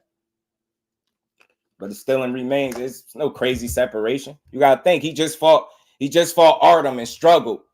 You get what I'm saying? As everybody say, he struggled with Artem. You get what I'm saying? Think about it. Shakur get shitted on more for dominating the guy that Frank Martin struggled with. You can't make this stuff up. You can't make it up. That's why I say, I don't know, man. Y'all, I don't watch Twitter to be mad at everything a fighter said. Y'all be mad. Look what Shakur said. He said this. Look what he said. I can't believe he said this. Man, shit. When people say Abdullah Mason and knock Core out right now, Leo Santa Cruz better fighter than Shakur, hell, nobody even dares to open him out and be like, yo, that sound crazy. So it's not that crazy, bro. It's not that crazy. Like Mason with the kids still fighting 8-rounders. Yeah, 15 fights. And so people keep moving a certain way. Yeah, he fighting dudes that's ranked 200 something, 300 something, but that don't matter to the people. They'll compare him to a 3-division champion right now because he got knockout power. It's the weirdest shit I've ever seen. It's wild, bro. It's wild. Boxing fans are like weird, man. When they don't like somebody, they weird, bro. Frank wins due to size and speed. Yeah, I think so too. I think he faster than Cordina, a little sharper. I think he got better feet than Cordina too. Frank Martin is a better fighter, make no mistake about it, but it's not night and day between them two. And I just read, and if you look at Joe Cordina's resume, he fought some solid competition too. People just don't do no homework. You know what I'm saying? They just say anything. They don't do the homework. Got to do that homework. Yeah, I ain't letting I ain't letting it raw. Hey, Kello, I ain't letting it raw. Nah, but I'm always fair and logical, man. Just tell Turkey get Shakur better fight than Cordina. They better not fight no Cordina. Nobody wants that. Don't nobody want that though. Don't nobody want that. I don't think that fight happening.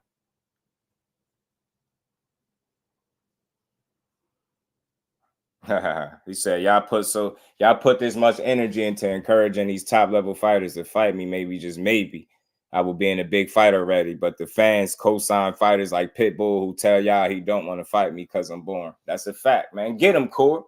Get him, big homie Core. Get their ass. That's right. That's true. That is true. But man, this is where we at. Like I said, man. He said, man, y'all believe what y'all want, man. Y'all don't know how to put 2 and 2 together, man. Y'all just running with anything they put out. They could say that dude about to fight anybody next. People going to be making videos about it. I can't believe Shakur wants to fight Joe Cordina next. Like, when did he say that? Did I miss it? They be mad as hell. I'm mad at Loma right now, and I'm annoyed with Zepeda. I'm annoyed with Loma and Zepeda right now, bro, because those were supposed to be the fights. Let's just call it what it is. Wasn't never supposed to be Tank and Shakur, and that's why it's not going to be. So people could scream till they blue in the face. They could keep saying this guy turned this down without no knowledge of it, all you want. The fact of the matter is that probably was never a discussion for either side right now. It's not. Nah, we got to, man. I think the year almost out, though, but, I mean, it's almost out, so I don't know. But I hear Tank want to make, he definitely want another fight before the year out, and I hear he want a top guy. IB, what's good with it, my guy? How you feeling? Frequent flyer, my boy. What's good, bro? I can see Shakur fight Cordina. Turkey Al Capone threaten Shakur at least $8 million. Yeah, you know what I'm saying? Don't threaten me with a bag, you know? Don't threaten me with a bag, right? Because I don't see it. Like somebody just said Mason belong at 140 and would beat Ryo and T easy up there. And I'm like, what? Kid only fights 6 rounders. They say anything power and make these new casual way of thinking. I don't think they're casual fans. I just think the way they perceive power, it makes them a casual approach, because they'll disregard every other skill in the book, and they'll just be like, I got him right now beating this one. I'm like, yeah, all right. You know, Eddie got to plug his UK boys. Yeah, man, he gonna get Cordina smoke. I don't think he gets that kind of fight coming off no knockout loss, though. Respectfully, like, and that's something else to consider too. Do anybody see him getting a crack? You got to think though too. For him to fight Joe Cordina, that means, oh my God, my Lord, yo. If they do this, yo, I'm gonna absolutely lose my mind. I'm gonna just say this for starters, bro. I don't want to see Shakur he'll dominate the hell out of Joe Cordina. We don't need to see it. But do y'all realize? Look how people don't think. Yeah, 8 mil would be wild. 8 mil, AD1. He get offered 8 mil and don't take it. I'll be mad at him for that. I ain't gonna lie, because if you get that kind of money to fight him, you better take it. This is the problem, Rollo, because I know you got a personal with Tank. He was legit trying to make a unification fight with Loma. What you are asking for is what he legit was trying to do. I get it. You want them to go move to the next one, and I understand. We don't know what their move is yet. It's very early. We don't know if they moved away, if the ship completely sailed from Loma, if they completely said, you know what, now we going elsewhere. Nobody knows that, but everybody assuming. He was legit trying to give us a unification fight. You get what I'm saying? He was trying to give it to us. So again, you could be annoyed with Tank, but you got to be annoyed with Loma for not. That's the unification you're looking for, right? There you go.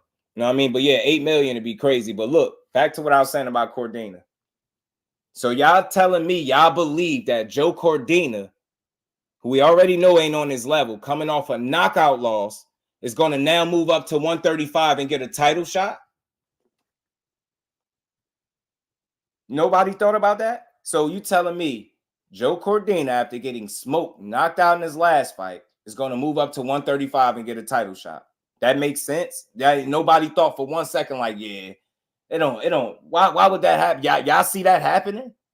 Off a knockout loss, a title shot at his first fight at 135 too. He ain't Loma. Who y'all think he is? Lomachenko?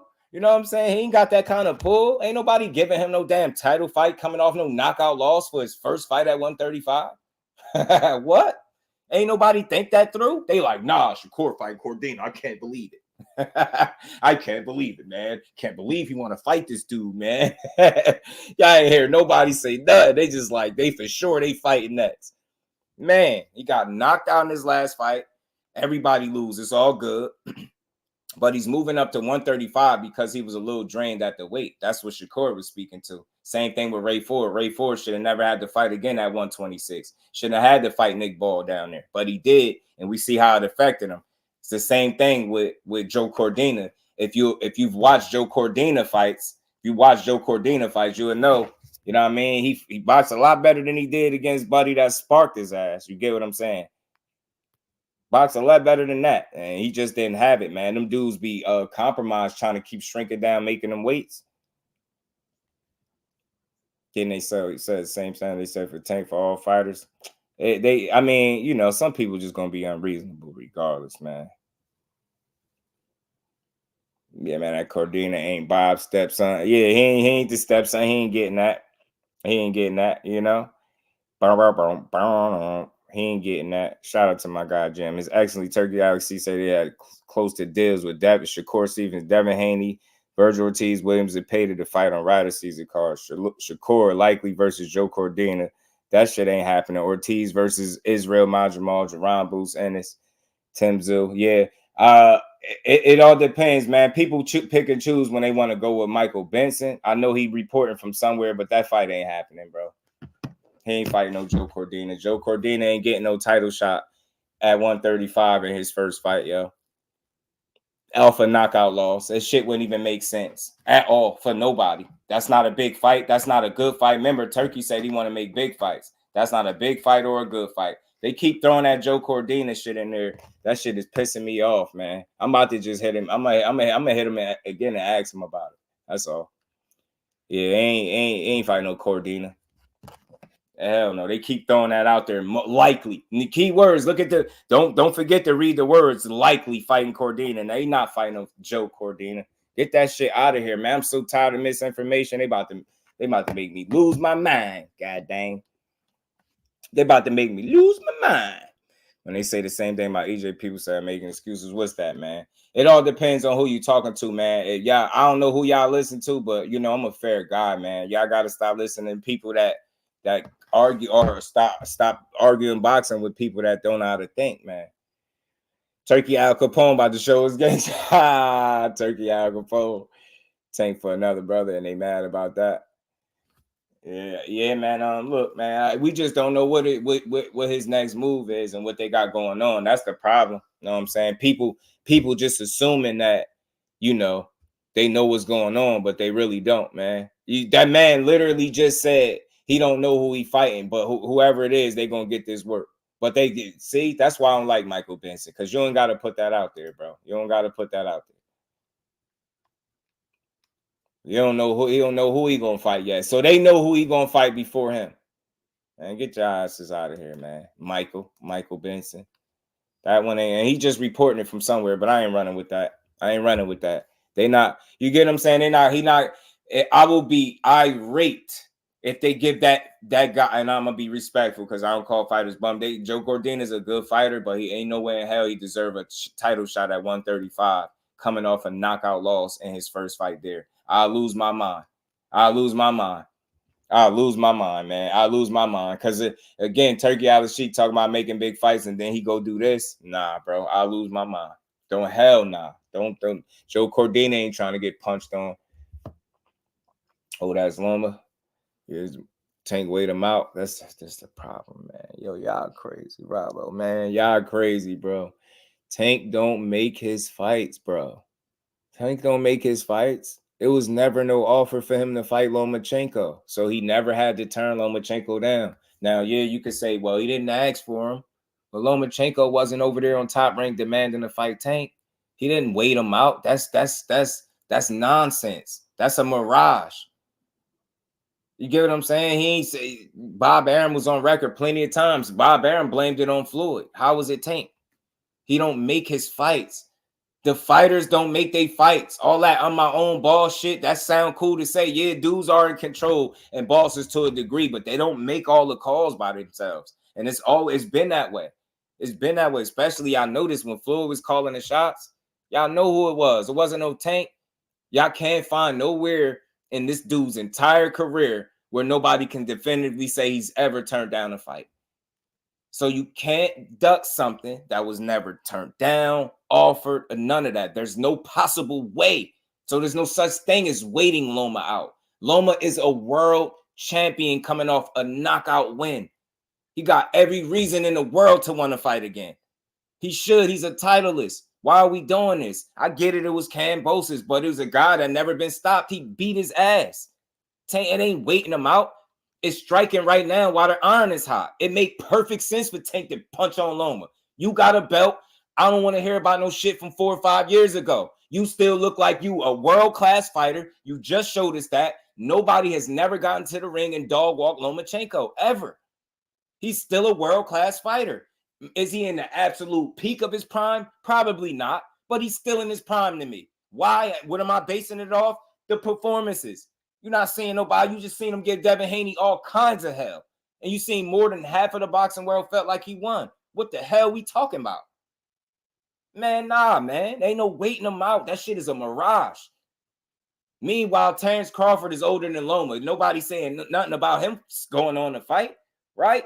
He's a titleist, bro. You got a title. You compete for titles. You get in there with other titles. You don't say, oh, well, I wanted to fight him 4 years ago. He waited me out. You sound stupid. You don't want to fight? Get off the pot, vacate the title, and retire. And go spend all the time in the Ukraine you want, bro. That shit really annoys me, yo. No, man. We got to stop doing that. Ain't no waiting them out. These fighters are not making the fights by themselves. I don't care what y'all hear them saying in the interviews.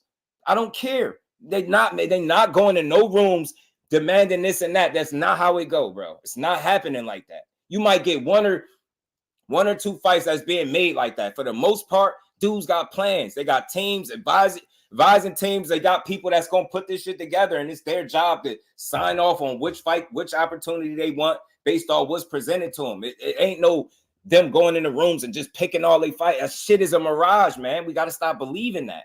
That's not how it go. It's not how it go. Loma ain't no waited out. He beat the hell out of Kambosos. It wasn't even close. The man didn't even lose a round. What are we talking about? And I get it. It was Kambosos. But damn it, it's still a fighter. He whooped his ass. It just outclassed him and stopped him. That looks like a guy that can get in there and compete with Tank Davis. Why not? Based off what? Because he a couple years older? So what? You think you too old to compete? Then why the hell did you go fight for a title? What did you think was going to happen? And again, miss me with all this shit. If I wanted to fight you years ago and I got a title now and you got one and we in the same division, then I want to fight you now too. What you talking? I don't just want to not want to smoke no more. If I ever wanted to fight you before, I want to fight you now. I ain't mad. Hell no. Nah. We ain't doing that. World-class fighters need to fight world-class fighters. I don't give a damn when it didn't happen. We all know what politics is. Bob Arum was never trying to put Lomachenko in there with no damn Tank Davis, man. We know that. We know it. He literally used to snap on people for even bringing up Tank Davis to him. What are we talking about? You think he wanted to send his godson in there with him all them years ago, man? He wasn't trying to get that boy knocked out. He wasn't trying to get him knocked out. And now look, now it's an opportunity. And look who going the other way. Now we can't do that. It was never there was never negotiations at no other point but now. And look who said, nah, you know what? I'm going to fight next year. It ain't Tank. Don't give me that old shit. He didn't wait him out. That's fake. That's a mirage. Box, bro. You too old to box, then retire. Not trying to hear that shit, man. Ain't no waiting him out. He wants smoke for you. You want to prove to all these people that you could always beat Tank, then go out there and do it. Go out there and do it. You got an opportunity smack dab in front, and you can make a bunch of money doing it. You know what I'm saying? We can't do that. Stop killing world-class fights. That's a world-class fight because Loma has proven to be a world-class fighter. And I ain't seen nothing different yet. I don't care how old he is, bro. I don't care. I don't judge a fighter by the age that they are. I don't care what your age, what the number is. You get what I'm saying? I'm looking at the performances and how you able to still get up to a high and perform at a high level and make it look flawless. They was calling that man, you know, the Matrix against Kambosos. You ain't heard that shit in a while. Man, hell no. Get in there with Tank Davis, bro. Fresh Breaker, what it do, my guy? Get in there with Tank Davis. We can't do that, bro. Gertz, what's good with it?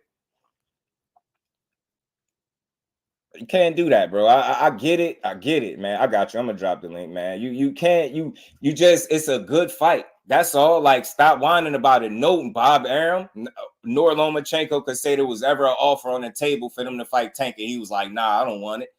But we can say this about Lomachenko. The opportunity was there for him to fight. Now, look, he ain't say completely he didn't want it. He just said he ain't fighting right now, right? Said he ain't in the mood, as they put it, right? Irvin Mack, my guy, what's good with it, bro? You get what I'm saying? So, but we can't do that. We gotta, world-class fighters deserve to be in the ring with world-class fighters. We can't rewind the clock 4 or 5 years. And again, the only reason people feel like they wanted to even see the fight years ago, because they felt like Loma was in his physical prime and Tank wasn't. Man, I'm calling that shit out. The only reason they wasn't asking for it for no other reason. Anybody was calling for that, most of y'all was calling for that because y'all thought Loma had the ups on Tank. Now that shit don't look like that, they making excuses. Nah, bro, we don't get to do that. Hell nah, Loma's still in his prime, son. He got some prime left in him. I see a lot of tread left on that tire. Get your ass in there and get knocked out. Don't try that. Alan Johnson, what it do? How we doing this? We defending Lomachenko, who said no to Shakur and Tank. And look at the, man, I'm pissed off at Loma. Look at this ripple effect, man. Loma saying no to people caused all types of narratives to be getting drawn up now. Because Loma said no to Tank, we got to hear Shakur ducking Tank, Tank ducking Shakur, Tank, Shakur turning down this. You get what I'm saying? Now we got to hear about Shakur fighting Cordina. You get what I'm saying? Because Zepeda and Lomachenko don't want smoke. And they supposed to, man. They both should be ashamed of themselves. Both got opportunities. One got an opportunity to unify, and one of them is 30 plus and they never fought for a world title. How dare you not? You should be banging Shakur door down and to beat him up. Come on, man. These dudes, man. We can't make no arguments for no damn Loma. Know what I mean? Salute to everybody in the building. Y'all smash the like button for me, man. We ain't doing that, bro. Hell with that. Get your ass in the ring, bro. You don't feel like you able to compete. It ain't fun when the rabbit got the gun, right? Tank look like he got his shit together, huh? It look like hey, ain't no more fat camps, ain't no more none. He fully focused. Now you need a timeout. Now you need to chill. Now you need some more time with your family. I know. you gonna have a lot of time to think in retirement while you count that money. Just go in there and get that fight over with, bro. You know what I'm saying? Now we gotta deal with all this nonsense.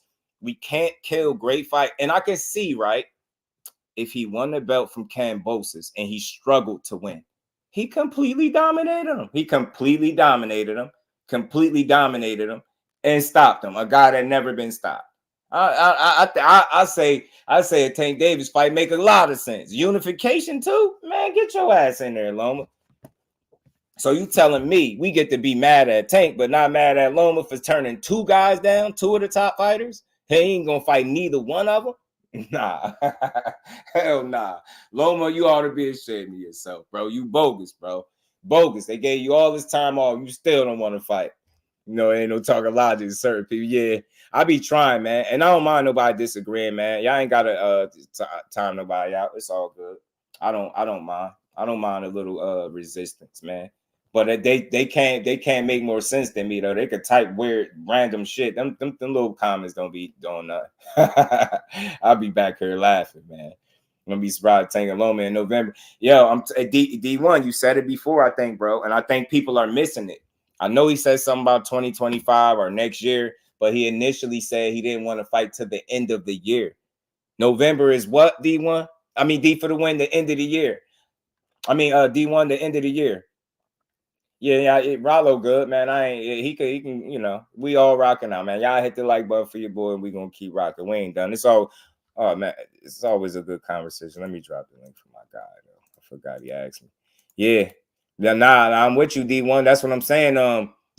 I'm willing to. I don't got to bet, but I'm willing to say I feel like it's a possibility that they didn't completely like abandon that fight.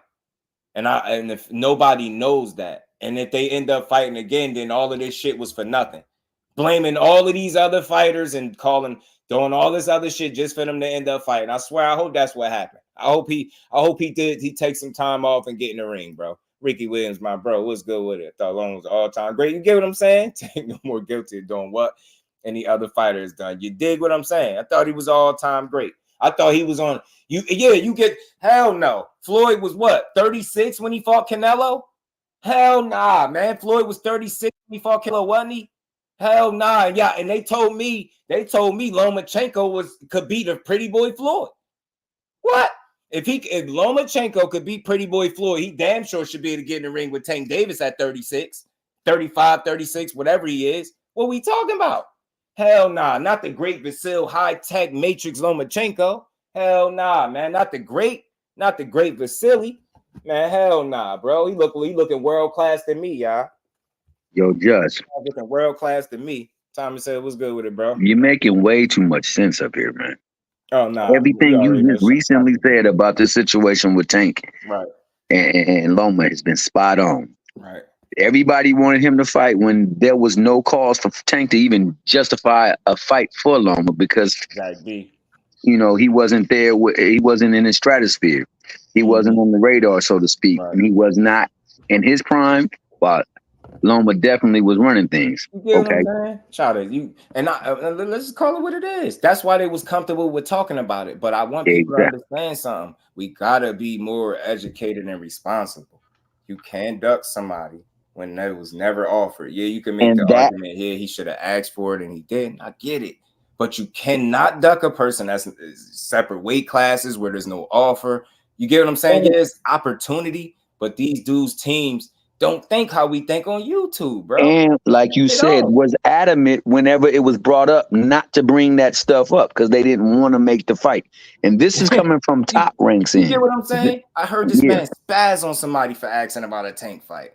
I was like, damn, bro. Like, you feel like that'd be a great opportunity for anybody you put up against them. Win, lose, or draw. That's a win for your guy. You get what I'm saying? Like that shit, that bag hit different. So then, like you said, he went and fought for all the belts. So now if you get all the belts, you got to have a lot of mandatory fights. You know what I'm saying? Come on. Dude. You ready for that? Then you still in your prime because you're going to have to defend them pieces. And like you said, and this is the one that makes the physical, peak of his prime, but it's still a prime Loma in that ring. Man, he beat the dog snot out of Cambosis. Ain't nobody did it. Like you said, ain't nobody went in the ring and dog walk Loma. Right. That's what I said. How you feeling, bro? Salute to my bro Thomas Hill too. Talk to me. What you got? Like this, and Mr. Thomas Hill hit on it. Loma went to 135. Tank was nowhere in Loma's plan because Loma was always saying he wants undisputed. Tank was, if Tank had a belt, then maybe Loma would have been like, all right, I'll fight him. But at 135, Loma's after the belts. That was his concentration. That's what he said he wanted. He wanted undisputed at 135. Tank didn't have anything for Loma at 135. That's why I don't get why people keep saying, well, he been ducking Loma since 1952. But Right. It's not ducking. They're using the wrong words. I'm telling you, and it's a matter of we don't have all the answers. We don't know what them conversations be behind the scenes. Like you don't even be knowing if the teams are saying, we gonna do this right now. Like we barking about what fight. We don't even know if that's their focus. That's what. Tell me if I'm wrong. How do we know what anybody's focus is right now? It seems like people don't know who they're gonna fight. And being quiet, I think, is a good thing because you're not taking part in the circus and the confusion. You get what I'm saying? Yeah, and stuff can get done when you're quiet too. Right. So I said, like, I know we impatient. We junkies. I get it. I'm a junkie too. We need our fix. We need our, we need to know what's what. I'm right with y'all, but I just think it'd be premature for a lot of this stuff. We move very fast. We up here every single day. You think they every single day on I just don't see it being like that. I don't think the business move like the speed of YouTube. I'm gonna keep saying it.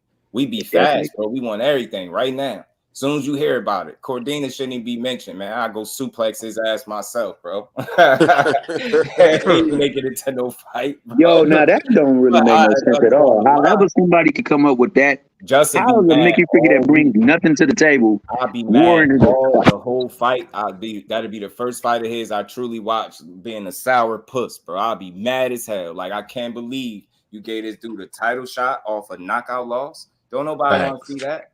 That's why I'm like, yo, I think people need to use their heads. I don't even think they would think that's a good fight. Likely my ass. It's likely he was gonna fight Zepeda too. It was Eddie, likely the one that Tank said was it, gonna though. fight Loma too. You get what I'm saying? Likely ain't enough. That ain't solid. Eddie said it though. I think that's where everybody got. Eddie said something. Eddie about got it to get his ass out of here, confusing the people, man. That's what it was. I That's told why y'all. people took it at face value. That's why people took it at face value. He said, man, people believe in, anything they want. They don't know how to put two and two together. But isn't Shakur still a free agent? I mean, Eddie, why is he speaking for Shakur? Is like he's like part of the team. That's what I understand. Eddie likes running his mouth. I did hear that. That I don't know what his situation is. I did hear he wanted to, nothing long term, but he's cool with Eddie trying to find opportunities for him, to my understanding. That's why we hearing Eddie speak.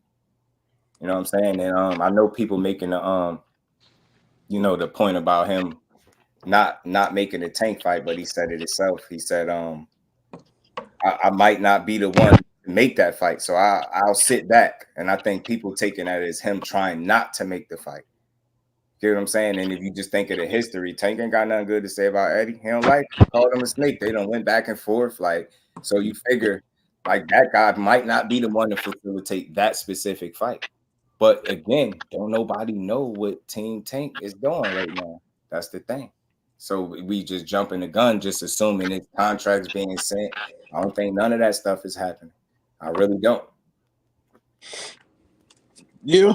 What's up, just dude? It's Billo, man. Salute to what's good with it, bro? Talk to me, man. Y'all already know. This is the open panel, man. Really? I want to preference in my comments, but I think Tank would have beat Loma whenever they fought. Mm-hmm. And I'm speaking from 2019 to up to now. Right. So I'm gonna preface it with that. I'm gonna start with that. But from the optics, it didn't look good when they was questioning Floyd and Tank about Loma back then. You know what I'm saying? Saying how Loma and them trying to rush to make the fight because he's getting older. I'm young. I still got time. If it happened, it happened. It's just the answers wasn't, what I'm saying? It wasn't again, the answers you kind of looking for as a fight fan. Right, but who would that onus fall on, though? Because, see, people would be like, well, that's Tank. That's not Tank saying that. No, Tank said that in the interview. Tank said in the interview, he was like, hey, I don't have to rush. I don't have to rush. Floyd said that. No, they both got interviews. They both got interviews, and Tank got an interview basically repeating what Floyd said, but he said it in his way. Well, what do you think Tank got the same? He got the same. No funny stuff, but all things real. Who that sound like? You people getting advised. Who that sound like? You know what I'm saying? You talking but at the same time, like I said, it just it was just like I say, the optics of it. You know what I'm saying? I get it. Hey, can I say something? When I say he didn't fight Loma, back then, it ain't like I'm saying he was scared of Loma. It ain't like I'm saying I get exactly he ain't want no smoke with Loma. All that. I'm just saying for whatever reason, the energy wasn't there. Like, oh, y'all think he the best? Okay, yeah, I'll whoop his ass. You know what I'm saying? Like the energy wasn't there. It was more on business type shit, which of course, it sounded like he taking the advice of Floyd or Al. You get what I'm saying? So whoever advising him. Right. You know it's what I more mean? complex than trying to say the fighter is ducking when he's not responsible for making those calls. Yeah, you could say he could demand X, Y, and Z all he want, but that plan has to be in line with the guys that's moving him. And if it's not, then you get what I'm saying. And Right. Opinion, I'm just saying how it didn't. I get revisionist history. Yeah, we can kind of put two and two and put more together because it's 5 years later. You know what I mean? Hey, can we set a timeline on that though? I think people more looking at 2017 and 18. That's when Loma and Top Rank and them was talking their stuff, and that's when you see Floyd in the interview with Tank standing next to him saying Loma got to get as many fights in as he can. But something that went over everybody's head that people not paying attention to is go look at that Ellie Setback interview when he's talking to Loma, and when he brings up Tank name, he looks at and he said they call me and they talk about make a fight on pay-per-view, and he never been on pay-per-view. Then they talk about he never even been a main event. Nobody read between the lines, but if he's saying he never been a main event, he never been on pay-per-view, then that means Floyd and them was reaching out to make a fight with you before he fought Leo Santa Cruz. Nobody talks about that. Yeah, Floyd. Everybody skips that over. And that's 2019. Now, I give it to you if you're talking about 17. They after Tank beat Pedraza and then he became a champion at 30. I get it. Because Leo fought him after. He didn't knock him out. Tank knocked him out. People was clamoring for that fight. I get it. Tank was still, 22, 23 years old. But if Leo is on the interview, I mean, if Loma's on the interview at a gym telling them they call me about a fight and he never even been on pay-per-view, he never even been a main event. So you got to date that. If he never been on pay-per-view or been a main event, then that means to tell me they tried to make that fight before the Leo Santa Cruz fight. So this wouldn't be Loma's second time ignoring Tank with a fight on the table. Is that nobody around talks the time? about that, Quick question: is that around the time when Floyd did the interview saying how he was trying to make the Loma fight? The time, and then that's why I'm recently, giving you the then right after that, no, Tank I'm giving you the seemed like dates. he The was pissed off. timeline. Go ahead, my bad. I didn't mean to cut you off. No, the timeline you talking about you, is could you 17 just to correct 18. the timeline? That's why I appreciate. I'm trying to give it to you. The timeline you talking about is 17 to 18. After Tank beat Pedraza, and it was a gap of time, maybe for about a 2-year span of time where people was clamoring, and Bob and Loma was after they fights talking, and this is when he said he the best fighter on Twitter and all of this stuff. That was then. But when did Floyd say I'm trying to make the Loma fight, and then Tank next interview he talking Bob about Arum trying to said set it. me up? Bob Arum actually said that. And Bob Arum said Floyd wasn't trying to make the fight. No, Bob Arum said Floyd called him to make the fight. Back then, I'm setting the timeline. I'm just going off of Loma's own words. He said they called me to make a fight on pay-per-view. He never been, because the top ranked fighters don't really be on pay-per-view like that. So to Loma, it was like different conversations. Like, why pay-per-view? He never been on pay-per-view. He never even been a main event. So if you're telling me he never been a pay-per-view or main event, that means somebody contacted you before he fought Leo Santa Cruz, which was his first pay-per-view.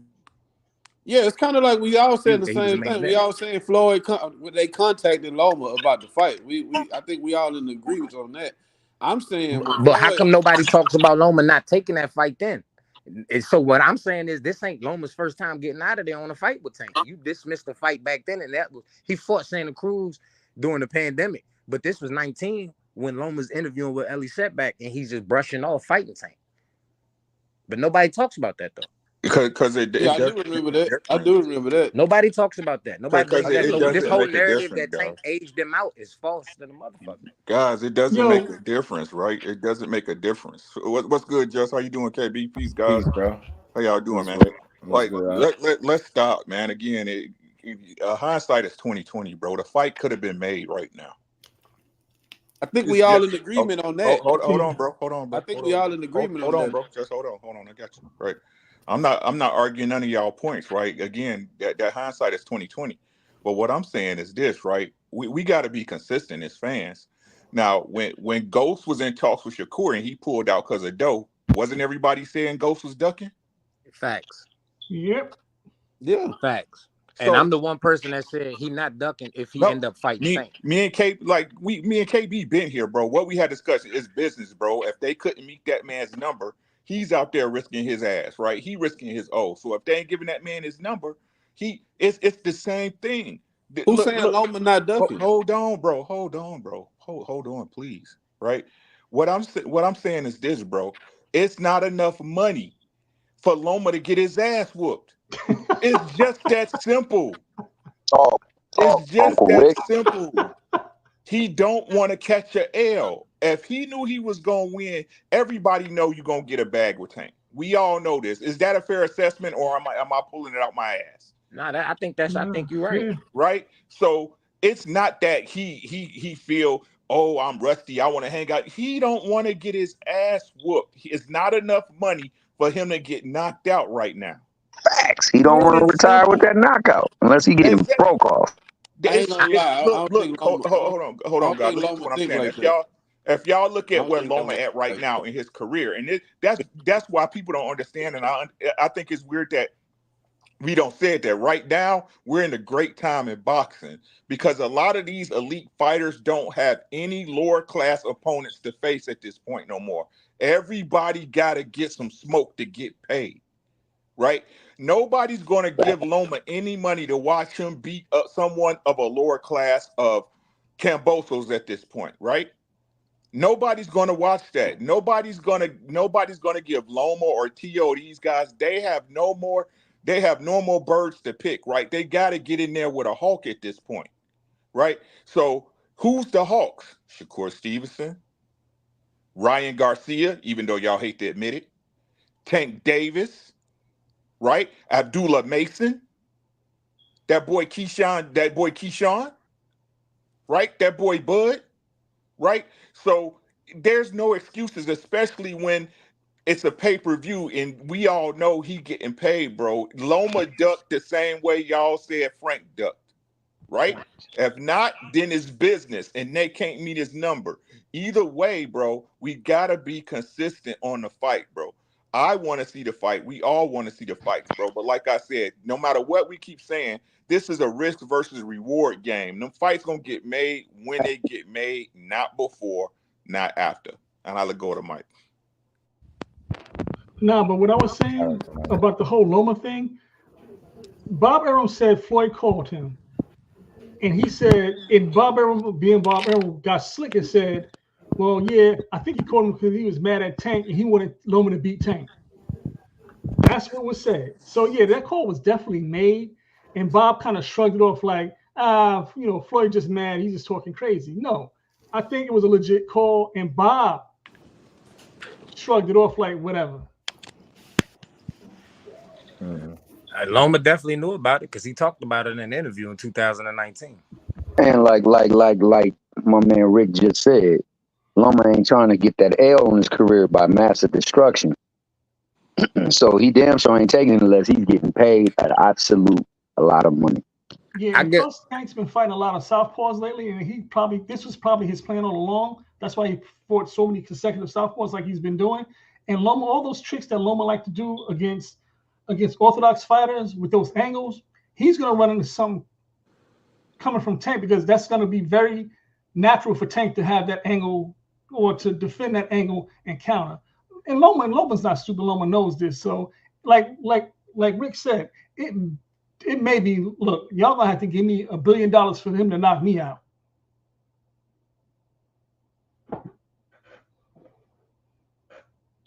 Shit, could be. I don't think Loma think like that, but hey, I mean, it could be. And like I say, I think Tank gonna knock him out. Like Loma had that energy. I don't have no rebuttal on that part. To me, what if Loma just don't want to fight both the young lions? What if Loma like, why don't y'all two fight each other and I fight the winner? I'm 36. Why I gotta fight? If he happen to beat Tank, turn around and have to fight Shakur after the unify. Right. What if Loma like, why don't y'all two fight each other and I'll catch the winner? So then why not fight Baranchyk? He might get another belt. Countrymen, they had war together. I'm just trying to present something. Nah, I hear what you're saying, D. I agree. He might fight him. We don't know. No, like they already tested the theory and see that it works, right? This why I called, like, back when they said he's in Ukraine. He wasn't in Ukraine fighting shit. He was in a hotel fucking prostitutes. You know what I'm saying? Loma wasn't doing shit. Top Rank has figured out a way to get him off the board, right, when necessary. And look what fans do. Oh, it's Loma. He fought for it. He ain't fight for shit. That man ain't held a gun probably in his entire life. He been boxing since he was in shitty diapers. You know what I'm saying? They know now that the boxing public will accept Loma taking breaks to get off the chessboard. Because they already saw it work with that Ukraine bullshit. Like, he just don't want to fight Tank, bro. That's all it is. That they was talking about that, if I recall right. Let me know if I'm wrong, KB. That they was talking about Loma and Tank before Frank and him fought. Was they not? Yeah. Wasn't they talking about that? Ever since Loma got that fight was already being made. Ever since Loma got that belt, they've been talking about it. Right. Yep. So he just don't want to see Tank. It is what it is, man. Like, he don't want to see Tank, bro. Like, don't nobody know, but everybody know that you got to come with a bag. That if you fight Tank, you're gonna get the biggest bag in your career, at least at that 135 weight class, right? They know what it is when they get in there with him, bro. They don't. That's what's crazy to me. We act like these the people they box for a living, like Coach Cal and these guys. We got good eyes, but they got 20/20 vision. They know what they looking at most times. Right. You know what I'm saying? They know what they're looking at most times. So they know what it is, man. These guys know what it is. It's about money, because I think everything. I think when Coach Calvin did that interview with Fanon, and he was like, these dudes want to fight, but they want 30 million to fight. I think that went over everybody's head. People took that like he was talking about Shakur. I don't feel like he talking about the dude he wasn't in negotiations with. I think he talking about the guy he was just in a negotiation with, who turned down the deal. That Top Rank obviously thought was fair. Because I heard Bob Arum say we got a deal in place. Loma's coming in this weekend, and if he's okay with it, we gonna go. And it got turned down. So Top Rank believed it was a fair play. You see what I'm saying? I don't believe that with Shakur. I think everybody heard Ryan say he got 30 million, and to them they like, shit, I'm better than Ryan. I need 30 million. Yeah, that's what it is. I think that's what's going on with Canelo and Turkey Al Capone. I think Turkey Al Capone was paying everybody so much money that Canelo's like, oh, hold on, how you gonna pay a person who can't draw water out of a river so much money, and then when it comes to me, you're talking about fair price?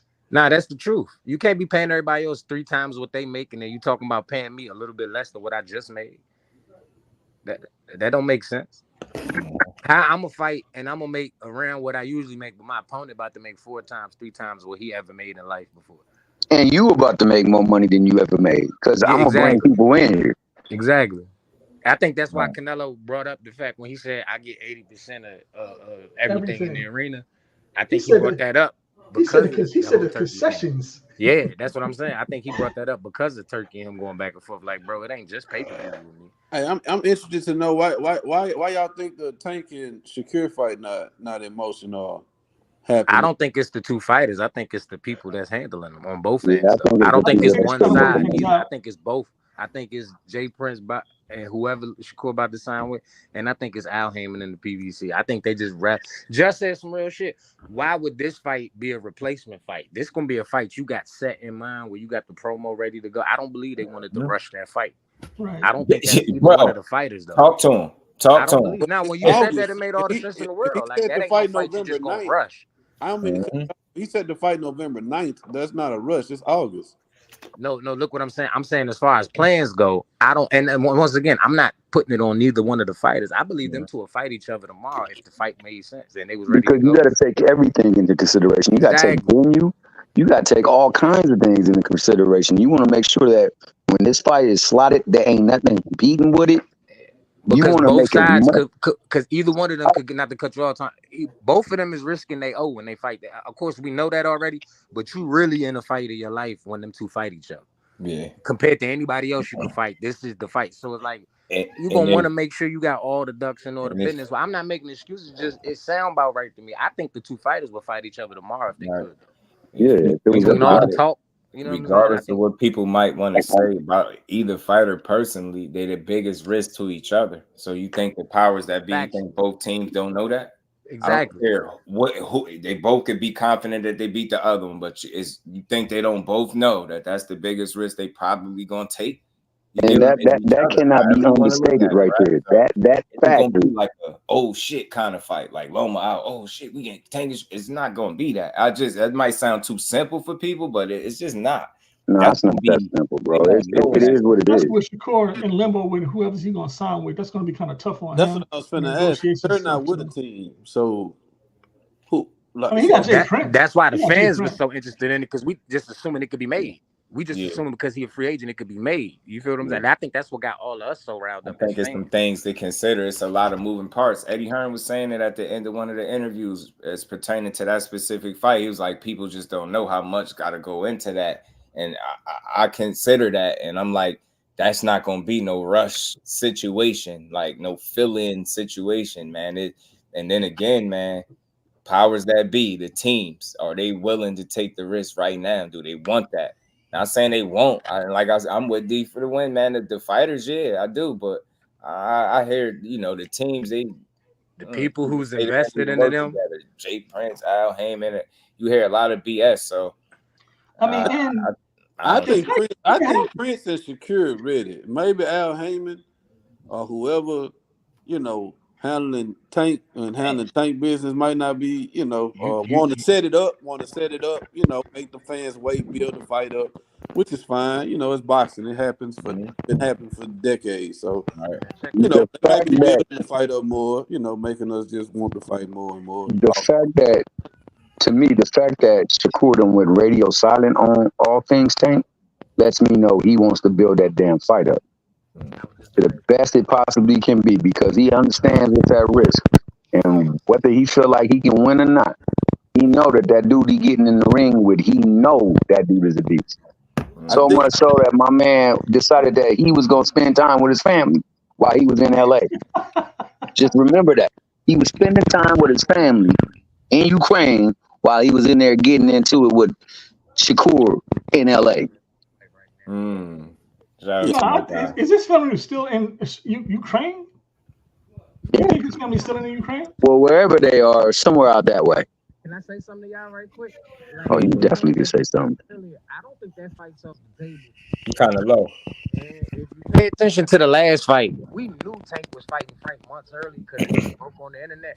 But if you pay attention, they never made no announcement until the week of Canelo fight, when all that media was right in one place, announced it, and had a first press conference.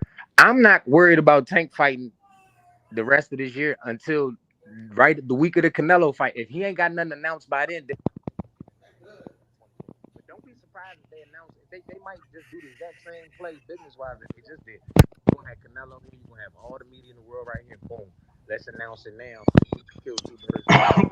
Promote that fight while we got this fight. It just happened right in front of our face. We just knew. You probably don't notice that because we knew he was fighting Frank 2 months before that. Boxing was good, family. Right. We knew he was fighting Frank before that, but nothing official and no press conference came until the week of the Canelo fight. I wouldn't be surprised if they do that exact same thing again. That's PBC. They always do stuff like that, But you got how they operate. And like you got to think PBC, like they got Prime involved, but they still like more of a homegrown company. You know what I'm saying? They still. I wouldn't be surprised. Like, it would make sense to save on the promo. Look, we just gonna roll that into that, and then it's perfect timing because don't Canelo fight in September? It's perfect time for you to have you. I wouldn't be surprised if them dudes is in camp right now, getting ready, knowing that they got the fight in November. Right. You know what I mean? They got the building, they got the date. Regardless, I wonder. They ain't gave that date up yet. Yeah, I wonder if they completely moved away from the Loma situation. Like, that's something nobody know. We just assuming it, right? 50-50. It's 50-50. You can go shave them both at this time. End of the year, November is the end of the year. How much later you look in December? Then you talking 2025. But the first, it's that fight can still be made, I think, without a big inconvenience. I got a question for everybody on the panel. I got a question. I know this is gonna sound crazy, but I like doing crazy things. So let's say Turkey was like, all right, I'm gonna put the money up for Shakur's purse, right? Prime already has Tank's purse. Sammy, what it do? And Turkey says, yo, I want to split the pay-per-view with Tank. Shakur, you get nothing because I'm gonna pay you whatever I'm gonna pay you what you need to be paid for the purse. I'm gonna take the other whatever percentage of that pay-per-view, and Tank gets the majority of it.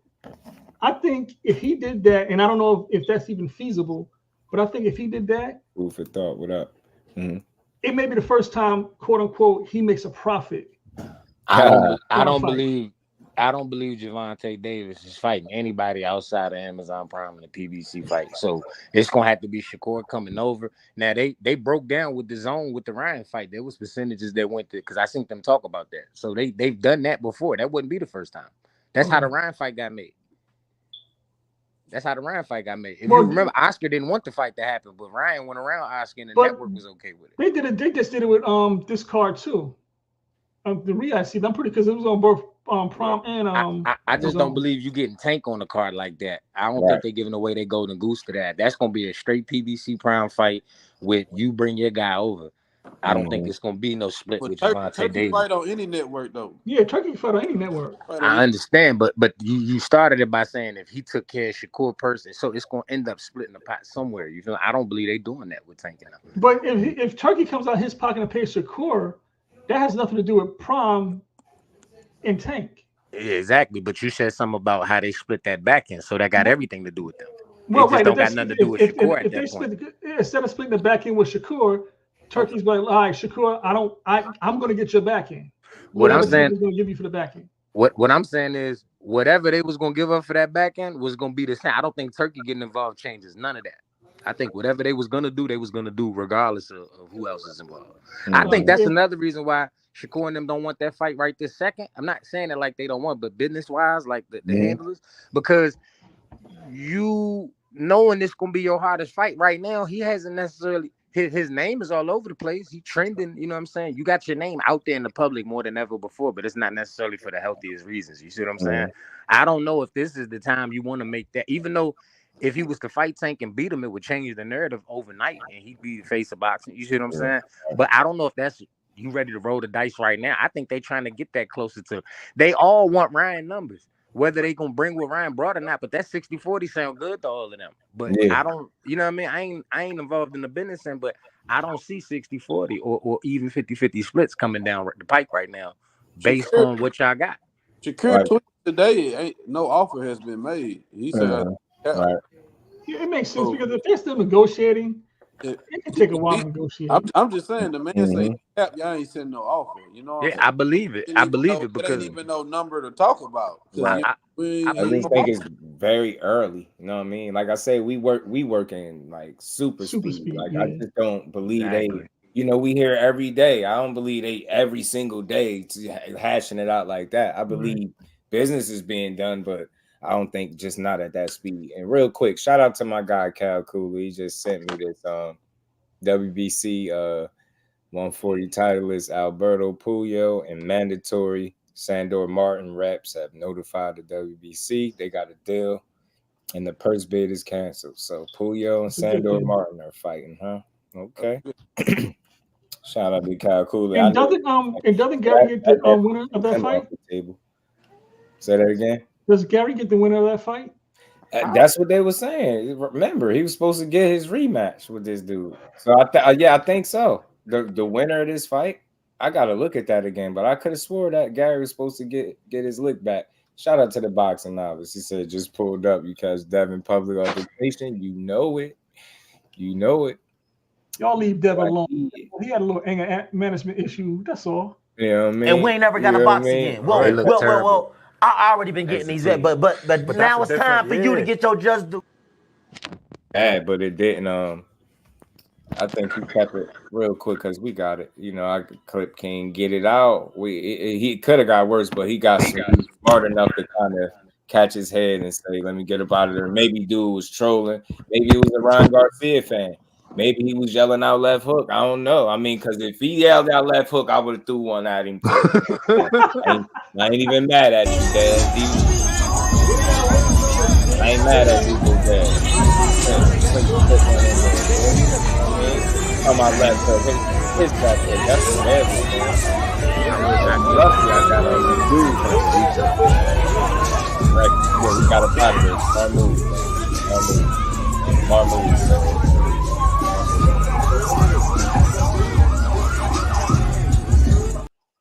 And roll them. That's how you do. Roll them and stroll them and get up out of there. I don't know. I don't make too much out of it. At least he ain't getting in trouble. It's light, but you just want to be careful because people looking for a come up, and you don't want to be that. Don't be the next guy come up. But they probably yell left hook or something. He's like, I got you. You know what I'm saying? I got you, left hook. You know what I'm saying? But I don't make. Dude is going to sue. Dude is going to sue. Yeah, he lawsuit at that. You know what I'm saying? I'm like, yeah, you know who he is too. Tim Layton was good with it, bro, and the video everywhere. So, yeah, you definitely might want to settle out. Yeah, that's probably go ahead and go pay him $5 and some free tickets to the next couple fights. Yeah, that's gonna cost him a couple hours. Yeah, baby, that's gonna cost you a couple hours, man. You know what I mean? You done swung on board. Zach D, what up? Found out that dude was selling snow to his dad. You stupid. Y'all crazy. Nah, Dad, man. Dad told y'all he gave y'all 3 months, though. He got a lot of pent-up frustration, man. He had to deal with Ryan. I'm probably sure that's what all you know. And then somebody probably out there heckling him. I'm joking about the left hook. He probably really said that. He probably was like, man, why you ain't dodge the left hook? Dad was like, what? Eat this. Hey, you think him and Turkey? You think Devin, Turkey, and Ryan could do the fight in Saudi Arabia? Because he only suspended in America, ain't he? Can't he do a Conor Ben? Can't he go overseas? I Yeah, he think so. I But wonder it because may I not know be sanctioned. he begging for the not. I don't want to say beg. I hate to say that, but I know he suggesting the fight happen. He even suggested an exhibition. I'm like, bro, ain't nobody gonna fight you on no damn exhibition in the middle of their career, dude. After you done did all of that, well, he got only way they fight him is back in the ring. You know what I mean? Where it makes sense. Ain't no damn exhibition, but I wonder would they rematch. I wonder would he even want that. You know what I mean? I hear he fighting a top 15 opponent on the comeback. And it's funny because Lemos is number 15 at 140. I've seen somebody else, Delgado, somebody. I'm telling you, it can't be too many of these guys, man. The top 15 is going to be one of them dudes I had up on the. But why? Why would you pick somebody that low?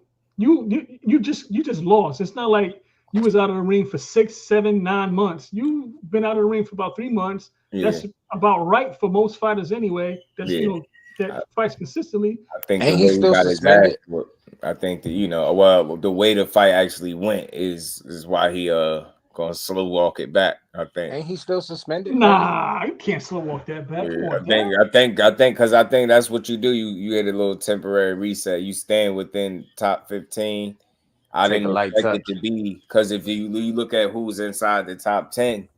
That shit gets spooky, man, trying to come back and fight one of them. Know what I'm saying? Because I was saying Liam Parrow, because Eddie Hearn already suggested Liam Parrow. Turkey already extended the olive branch. He already working over there. I was like, man, is he going to do Liam Parrow? But I know they had, Gustavo Lemos at 15, a guy that gave Richardson Hitchens a tough fight. Yeah, I think he moves up in weight. I was thinking that, but when bro mentioned it to me about the top 15 opponent, he ain't say nothing about 47. So I'm assuming he meant coming back at 40. But I was saying that I think that time that he stayed off had a lot to do with how long he was going, if he would have stayed or not. You know what I mean? If he'd have been out, say like a year or something like he was talking at first, I think it was a chance he would have been done at 40. But 3 months, maybe he could still get back and he the champion at recess. I just don't see him surviving at 47 like that, coming off. Yeah. He the WBC champion at recess, ain't he? Did he vacate his title? What did he do? I forgot what he did. Did he keep the belt? Nah, he ain't got the belt. Let it go, right? What's the name is our champion? What's the name is the full champion right now? He got to fight Sandor Martin, and then Gary Antoine got the render of that automatically. Yeah. But I mean, how much longer can Dev stay at 140? That's it's getting tight for the young man. That's why I asked, should he just move up? Especially if you're going overseas, you know what I'm saying, to fight on Turkey card your first fight. Because if he move up, he could still rematch Ryan. He could take a light touch at 47. Fight if he ready to deal with them sharks at 47. I mean, your body gonna talk to you, man. Your brain can think one thing, but your body got a mind of his own. Yeah, you know him, and they already had the burrito wrap him up from the make weight for his first fight. It'll be 2 years by that time from the Regis fight. You see what I'm saying? That's why I say, man, I wonder how much he gonna really make that sacrifice. Like, I respect it, but it's very risky. It's dangerous, bro. So would you think he want to make that sacrifice to do, like you said, get wrapped up like a burrito to fight a number 15 opponent? I was like, yo, I'm not gonna put my body through all that to fight 15. When I can 15 probably one of them Saudi checks. You figure getting beat up the way he did, or taking that punishment, and then the thought of you coming back at a heavier weight class after you just got punished there, man, that'd be rough. That's why I said I think 40, he gonna have to stay put for a little bit. Gonna have to shake the cobwebs, get back to it, There rumors about Turkey wanting to make Garcia versus Haney too. I think people mentioning it because Ryan Garcia asking about it, mentioning the fight, like asking. I think he asking Turkey for the rematch or something like that. Yo, Ryan gotta chill, bro. Ryan will get killed in Saudi if he runs around talking crazy like he talks in the U.S. They have low top, especially he's talking that religious shit. They ain't gonna let him out there. I don't think he be the way he was talking. I don't think it'd be smart for him to even go over there. Yeah. For real. Some of that stuff he was saying, people, you can have your internet trip outs, and you got to see the problem with him is the camera stays on him that records what he says. I don't believe he know 70% of the stuff he done said in the last 6 months. This is my personal opinion. I think he just be running his mouth. intoxicated, inebriated, and all of that. But when you put it out there and you famous, people ain't never forgetting stuff you said if it's something that applied to somebody. Right. Yeah, he did go in their religion, so you know how that goes. Come on, man. Yeah, he put a lot of Come on, man. You think somebody won't be ready to suicide, do something? We're gonna bomb you over. I mean, we're gonna get, you know what I mean? So you talk crazy. Ryan, lucky you got money, because with that it'd have been ran upon. Yeah, man. He got it. That's why I say he just needs some real people around him. He got a while to go. He got to mature. He'll never reach his full potential because I think he lacking the maturity to be able to get there. He's just so immature to me. When I hear him talk, the way he act, behave, like he's just like you big one little rich ass young boy in the mind. He the definition of somebody they never should have gave some millions of dollars to. Oh man, talk about he's the definition of it. Well, then what's that on Chappelle's show? And he's like, they should have never gave you niggas money. He the definition of that. Yo, if I see one more Shakur deny the contract, yo, people don't like boxing. I swear, yo. I swear. I said one day, yo, I'm gonna come here and my whole title gonna be all fake breaking news on purpose. Breaking news: Wilder and Joshua fighting. Breaking news: Errol Spence and Terrence Crawford rematch. Yo, breaking news: Tank and Shakur actually fighting. I'm breaking news. I'm gonna just name all the fights that people want to see the most. See how that work out for me, because people be. I'm telling you, that's why it don't hurt to reach out. It don't hurt to know some people. I don't want to know more than they comfortable telling me, but my angle is a respectable one. Got to give me something real to tell people. Like you ain't got to, but I appreciate if you could give me something where I could give people the right information instead of this confusion that be going on. That shit is trash, man. I'm sure it's trash. I told people, I keep saying that, turn down the contract. And like I said, I talked to somebody that I know for a fact, be talking directly to them folk, them people. And I ain't talking about the team, I'm talking about them powers that be in the conversations, asking questions, getting feedback. He be telling them shit and they be surprised he know it. So I reach out and ask him and he like, bro, ain't nothing been offered to be turned down. Like that's where we at. Like, and I'm telling you, people keep saying the fighter is doing this and that. He's sending. No, it's not, bro. The side that he's at, they have to be in line with this shit. They gotta want to do big. They gotta be looking to make this fight. And I've been saying this all along. Can anybody tell me outside of what you're hearing the coaches say they gonna do? They telling you they preference. Even when they speak, they telling you if they had it their way, yeah, it'd be that guy.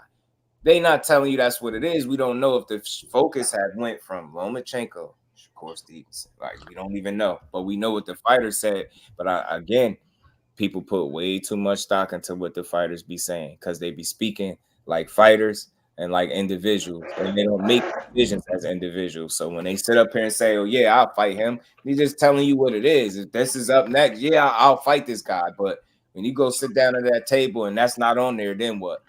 You get what I'm saying? It's just like when it happened with the Moratai shit. Shakur turned down Moratai. I'm like, what the hell?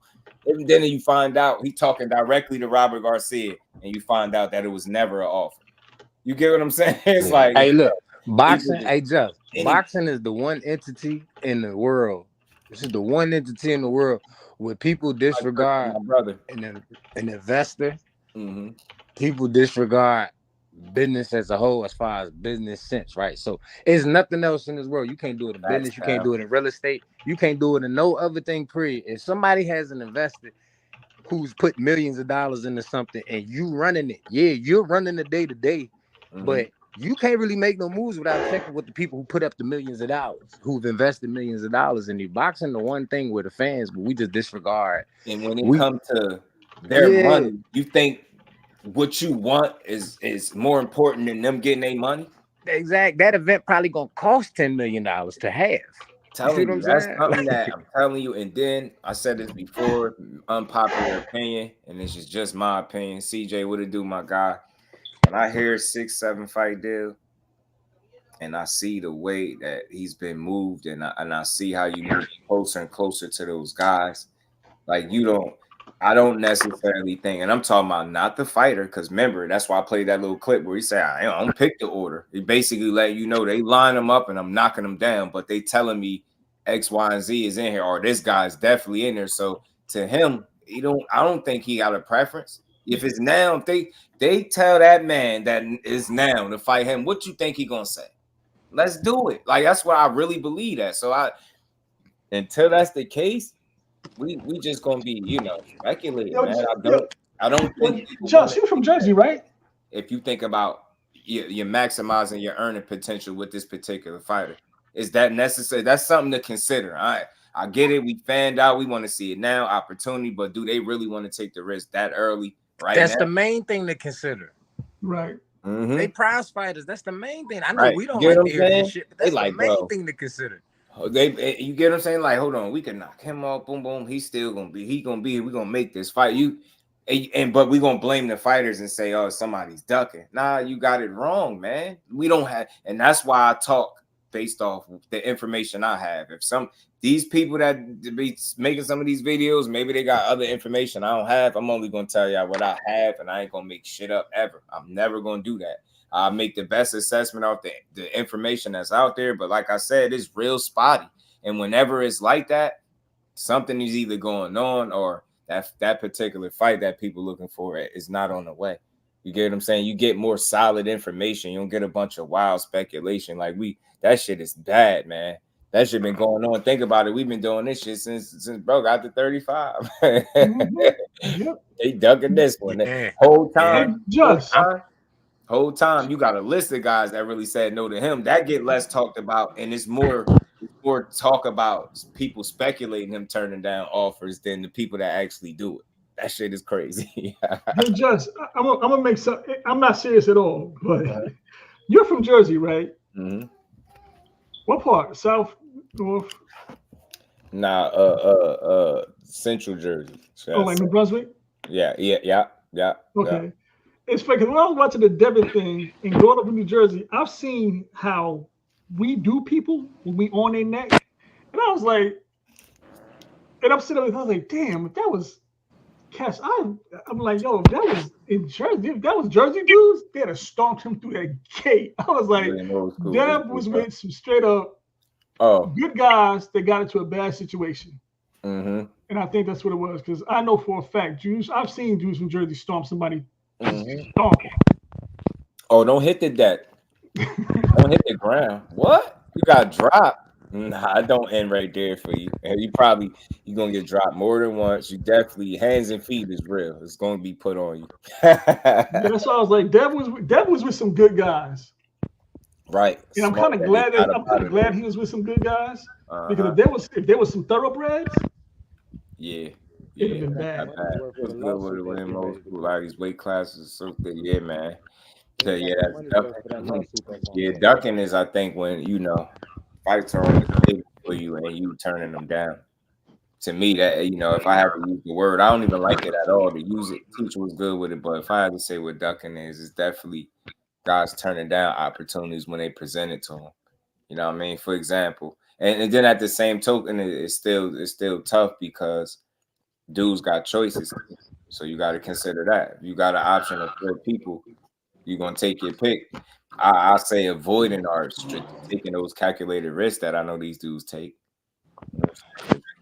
The other thing too, every one of these dudes, teams got 3 to 4 guys that they all going over at the same time. Look, we can get this for him, or we could do this with him, and they trying to come out with the best thing. Okay, I might make some less money, but this fight is a little less. Like they take the best. Yeah, yes, bro. Yes, that's the truth. Yes. I don't know why people don't think every fighter team don't do this. You think they just got their eyes locked on one guy? Right. No, they gonna have their options and they gonna go over all their options. They gonna make the best one moving forward, because whatever fight they don't take is still on the table. Exactly. It's just a matter of when, not if. Exactly. Right? The whole thing we talking about with Shakur Tank is when. It's not if. They locked in stone. They gotta fight. They don't try to consider, like, even Shakur was just saying that you got so many people that got their hands in our pockets. Like, people don't get it. It's a lot. They put that fight together, man. It's gonna take some sorting out, man. That shit is not gonna be no. And both sides gonna have to give in to something to make it happen. Right. In the meantime, it's an arms race. Get your trump cards up. So when we come back to this table, who holding all the spades? You see what I'm saying? Bro, talk directly to matchmakers, and you would be you wouldn't, because people would be surprised at how those conversations actually go, where they say their job is not at all to put their guy in there with the dangerous guys. All about how good we can make him look. Get what I'm trying to say? Like, that's absolutely not what we here to do. Like, you get what I'm saying? When it's the real 50-50, the matchmakers don't got nothing to do. Well, you know how this, you know what I'm saying? We can tell you what we think gonna happen, but as far as the process of leading him up to that golden pot, is how can we make him look the best? Right. Just like when Shakur didn't re-sign with Top Rank, then how can we make him look the worst? Put him in here with this nigga. Okay, boom, we're gonna come back, put him in here with this dude. All right, boom, he has the lowest value going out the door. And then look, they fall right forward. We stuck arguing about a performance in which a guy really dominated. Then you see him fight different than you seen him the last time out. He was trying to win the whole way. This time it was like, maybe could have been told, like, that shit is all strategic, bro. Like, that shit is all strategic. You probably won't never see a fight where he fighting like that again. You know what I mean? Consistently, where he trying to like just survive. That shit just was too intentional. Then when I seen the camera go to the people leaving, I looked over at my girl. I said, yo, 100% watch the videos. I told her, I said, that's gonna be all people talking. I said, I know exactly what they're doing. It's crazy when you catching it as they doing it in live time. Even trying to like put us cut the price. Cut the tickets, the amount of tickets available in half, knowing what we do, but cutting it in half and being forced to put even more up there. It sold out. Like, I was like, wow, look what y'all be doing, man. That's all because he ain't re-signed. And we'll ignore that. I'll still do business with him, but why would he want to? But he said he's still open to it. And we'll ignore that as fans, though. You see what I'm saying? When we talk about him, you'll ignore that. But the whole time, you can't even be mad at Top Rank because they looking at it. We got $3 million to fight for him for 5 fights. How can we devalue him to where this $3 million is sexy to him and he wants to take it? It's been. I hate to say bad. It's bullshit, fan, but I get it. Yeah, it's a dirty game. Yeah, it's business. But it's up for people to really figure it out, sift through their bullshit. Don't be stupid. Why are we up here pushing? Yeah, you don't sell tickets. And I'm like, bro, they won't even tell you that. The people that promote them won't tell you that, but they'll make it look that way. I'm like, man, yeah, that shit's crazy, man. Especially when I got 3 times, damn near 2 times in a row to see it. I'm like, that's not a coincidence, man. Some people, even in their hometowns, don't. You know what I mean? They don't get that type of reception, especially the last time I enjoyed that. I thought that was dope because I ain't see it like that the other 2 times. I was like, oh, they really, maybe it was just a different feel. I don't know, but it was a standing ovation in that bitch. We live too in the moment as boxing fans. We too in the moment. We too prisoners of the moment. God, man. Shout out to my guy, Big Dre, man, and the cat. Much love to my guy, man. Also, they don't exercise good discernment, man. That's one of the things that's greatly lacking, especially in the YouTube space, bro. Like, in what world will it make sense for us to expect that Shakur's next opponent, we talking about a champion, who either is going to do a mandatory or is going to fight for unification? It's going to be somebody who just recently came up and lost their first fight. Right. Like, that does not make sense. Nothing about that makes sense. Unfortunately, we get to the point where we what's up? I hate boxing for that. Even putting that out there, knowing it don't make sense, just throwing it as a likely possibility. But I think that's part of the game to keep people talking too. But like I said, I hit him. I told you I hit him. I ain't want to do what I said, but I basically like, man, it's too many false narratives. Like, I was like, it's about time for us to get back on here. He's like, yeah, it was for sure. Then he said, the message I put up there. Like, man, I saw the message. You know how to put 2 and 2 together. I mean, you just run with anything that's out there. And I'm like, that's bad, man. Like, they put that man in that fight with a Cordina if they want to. I'm gonna lose my shit, bro. I'm telling you. Shout out to Big Dre and my guy Mike Kirkland in the super chat for all on the straight. I appreciate you, bro. Got to. And we ain't never got a box again. Well. I already been getting these back, but now it's time for you to get your just due. It's the only way to talk boxing for me, because anything else, I'm gonna be aggravated. Like, I'm gonna be narrative free. I'm gonna have a good assessment, and I ain't siding with the no fighter that's pushing bullshit. Or nobody that's pushing. It'd be too many narratives. That should be running rampant. But I said it though. I should have been more prepared for it because I called it. I said the minute this dude pulled out, I said, I already know what's gonna happen because I know what everybody expecting and I know what's not gonna happen. And then they're gonna all be like, because you don't want this, and you can't convince me that these lesser guys is willing to get in there, but somebody that's really for sure they self. That's in the dent, man. Hell no. Just scared to fight all of a sudden. Nah, Faber G's, what it do, my guy? How you feeling?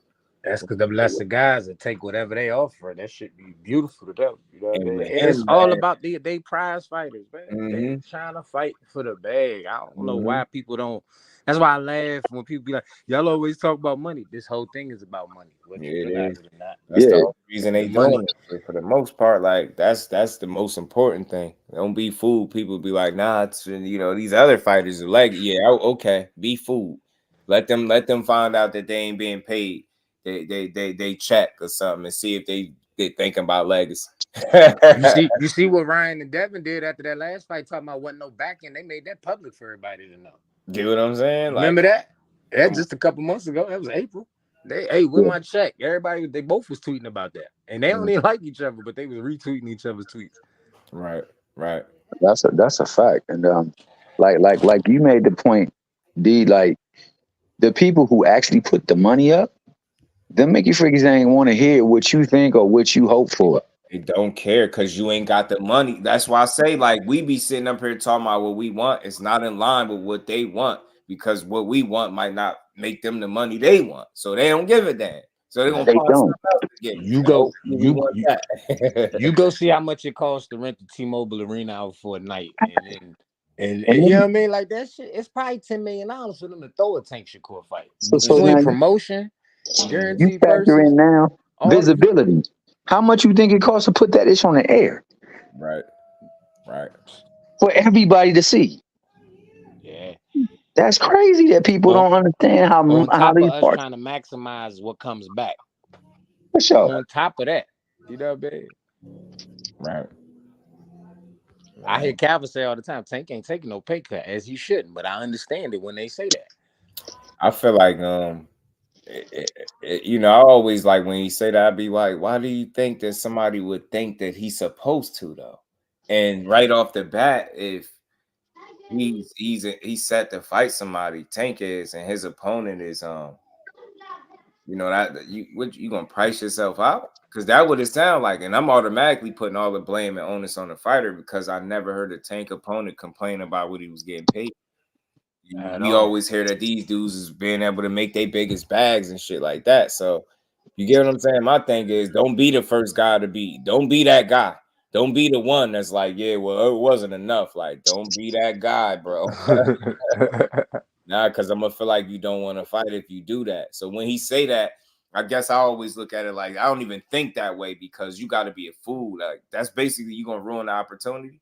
And for him to take a pay cut, that means you might be asking for something that's not realistic.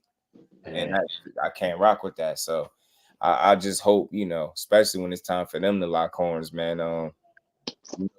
He got I don't worry about that. He got a good team. I think they whole thing is him just getting treated fairly. And I think that's been the case. Every other opponent, I ain't never heard Tank Davis' opponent say, man, I ain't get treated right.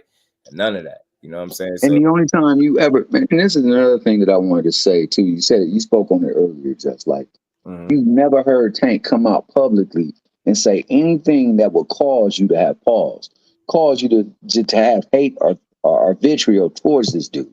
Like anything you feel against Tank, anything you feel against Tank, it has to be your feelings towards Mayweather. Because for the longest time, Tank did no speaking. All Tank did was show up and get in the ring and fight. That's it. That's all. The only time he ever speak is if he's directly spoken to or of, or if it's time for the fight. Like this man literally does nothing but mind his business. And people hate this dude for some odd reason, blame him for everything. That's how you know when he got a fight coming, when he start tweeting and shit. I get happy when I see him tweet. That's when his activity pick up. And people just don't really, take the time to try to understand. Like I said, I'm a real full-blown student of this shit. It'd be so much information, so much shit I've been learning because I'm willing to, and I want the information instead of just be sitting up here talking and don't have a clue. Man, it's good to get the right information, man. Like I said, just little game hearing, conversations, people talking to these matchmakers, knowing how they be setting these fights up and how we thinking they talking about, yeah, go give me the most dangerous guy there. And they going the absolute opposite because they think about making money. And if you can't do that if you fighting, top guy at the top guy at the top guy, you hear a guy like Andre Ward say that's not smart or healthy. You know what I'm saying? So it's going to be some mixing matches. That's why I be saying it's going to be softer touches because dudes going to make some money. Bro, absolutely. Just like one of my favorite fighters coming up when I was younger was watching freaking, what's his name? His son's fight, now Vargas. But Vargas definitely didn't get moved the correct way. Right. This Mickey Freaky took heavy hitter after heavy hitter after heavy hitter after heavy hitter after heavy hitter, and it took a toll on his career. Where Mo School was good, bro. What's good? Man, what's going on with you, man? Hey, salute to all my dot brothers on the panel. Old school. What'd you say? I said, salute to all my dot brothers on the panel. Your dot brothers, man. It's all good, man. I know it's you. We know that voice anywhere, man. Oh, you want some? Let me give you a little bit of the dot half the time too, But man, what's the crap I hear about Haney, bro? Trying to break out of the dot phase. It's where boxing come to play. So what's all this crap I hear about Haney and making himself look like an idiot at a fair? Oh, hold on. I got you, William Old School. Give me 2 seconds. I'll play it for you one real quick.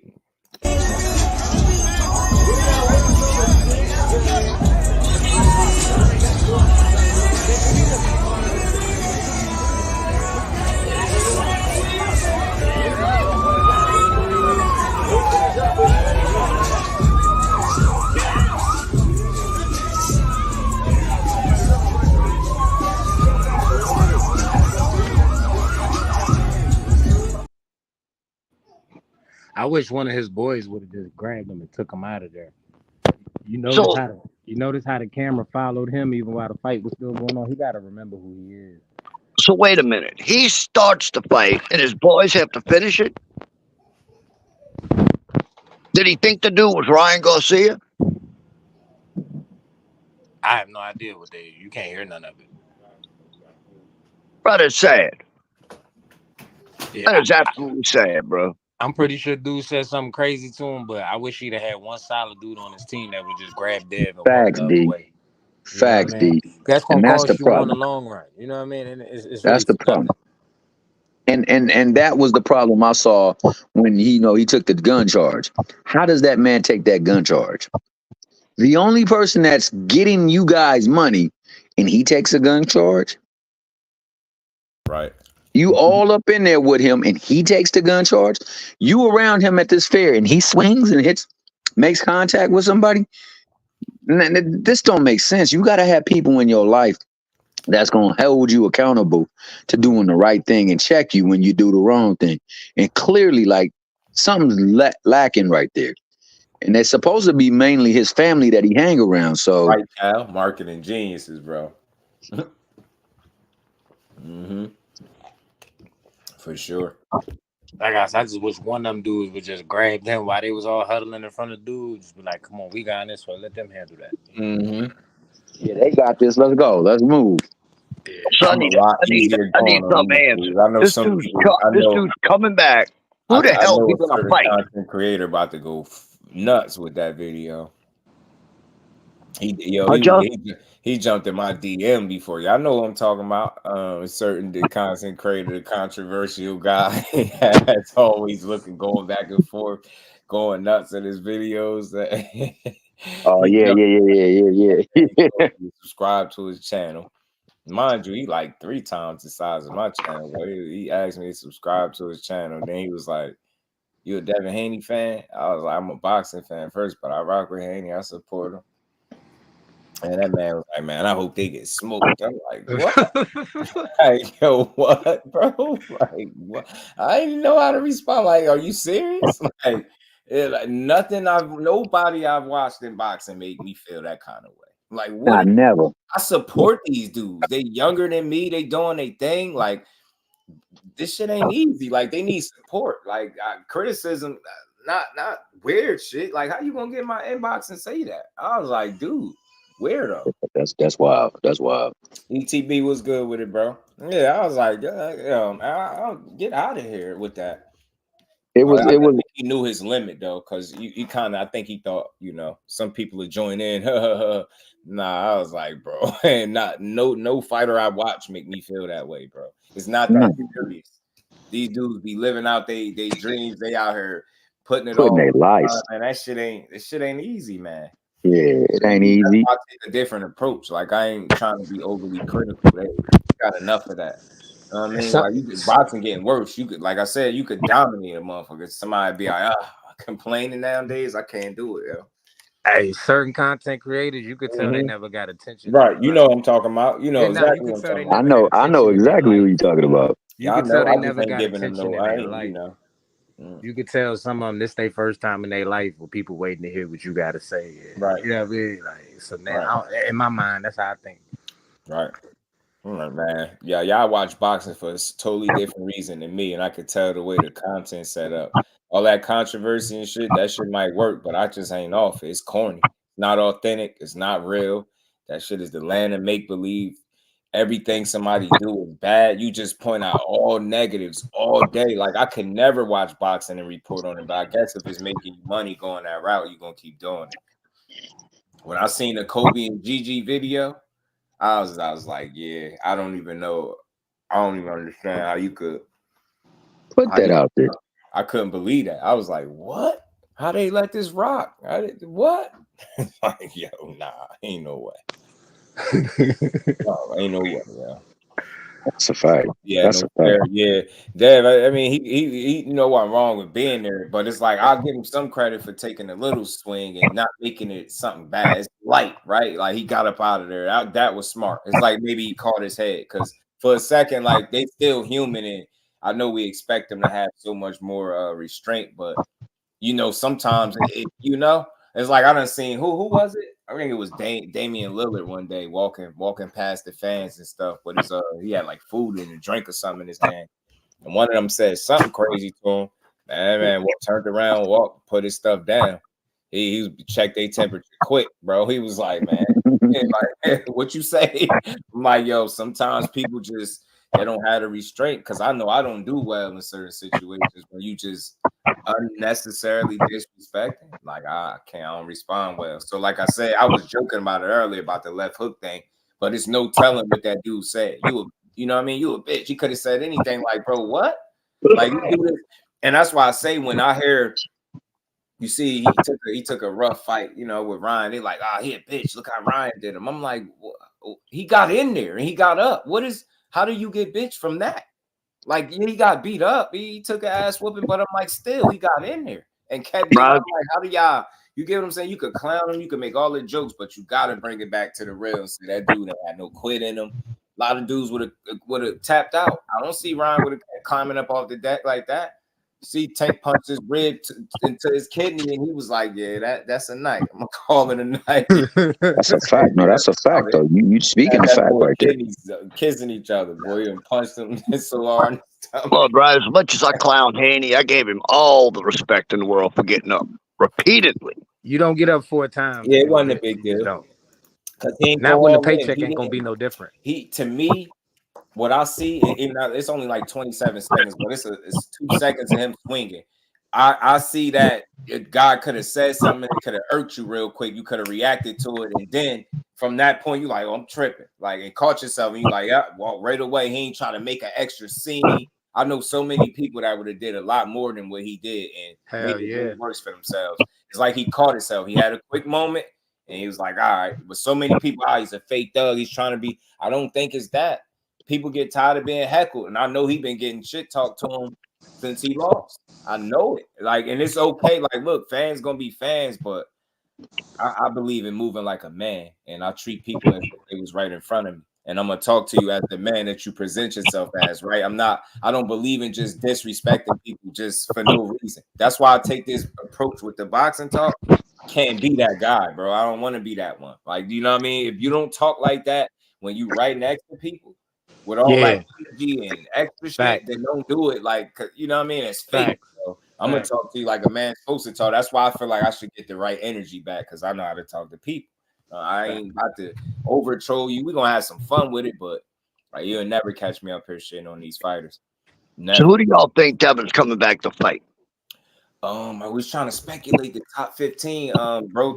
I know a couple people know the date and the opponent, but I know they can't say it until I get that. So I was speculating, man. There's a couple people in that top 15 that he might fight, man. I seen Lemos at number 15 exactly. Then I seen a couple dudes outside of the 15 that, you know how the rankings move. They might move them somewhere out of nowhere, bro. So is it going to be at 140 or 147? I think still 40. Because I think bro would have specified. I keep forgetting to ask him. I could just hit him and ask him. I know he'll tell me. He ain't gonna say more than, you know, but he said definitely top 15. Salute to Mike Kirkland. Much love again in the super chat. True again, Just. Devin didn't pull a Chris Colbert or Charlo. Right. He didn't make it. That situation could have been way worse, but he made sure, you know, it's just a quick swipe. And I know that whatever disrespect was coming, it was most likely aimed in his direction because he the guy. Like nobody, you wouldn't know the rest of those dudes. You know what I'm saying? But yeah, man, he human. Like I'm not the type of guy. If I see one of the fighters, like I've seen people get wild, man, like disrespect. They cross that line because they think it's safe. They like, yo, he got more to lose, so I could take the chance and be disrespectful. And nah, that shit bad for you sometimes. Knowing what Devin has to work on, I still think, and I'll repeat this: Sandor Martin is the best person to come back with. Sandor Martin is going to hit him with that check left hook. He fighting. I'm serious, bro. And he needs to work on that shit. He fighting Alberto Puyo. He fighting Puello because he sent that to me. He fighting Alberto Puyo next. And Gary Antoine got the winner already. Right. They canceled their purse bid. They got a deal in place. Yachtman, that's what they were saying. Antoine get the winner. He deserved it. Like right there, that quick, he lose that fight. Now people like he got exposed. I'm like, yo, y'all not real boxing fans. I swear you not. Exposed. He lost. If you look, dudes are in or around the same level. I don't feel like you get exposed unless you was, you know, looked at his levels above this dude and he beat you. Like then maybe you can go with that narrative. But nah, man, you fought Puyo held a belt before. You never did. You get what I'm saying? You was fighting a champion for real. If you being honest, so nah. And that inactivity, the you know, since losing a pops, I think man, that's big one right there. That shit been rough, man. Nobody gonna tell me that. And that's how crazy and that's how weird we are as fans. I love putting shit in context.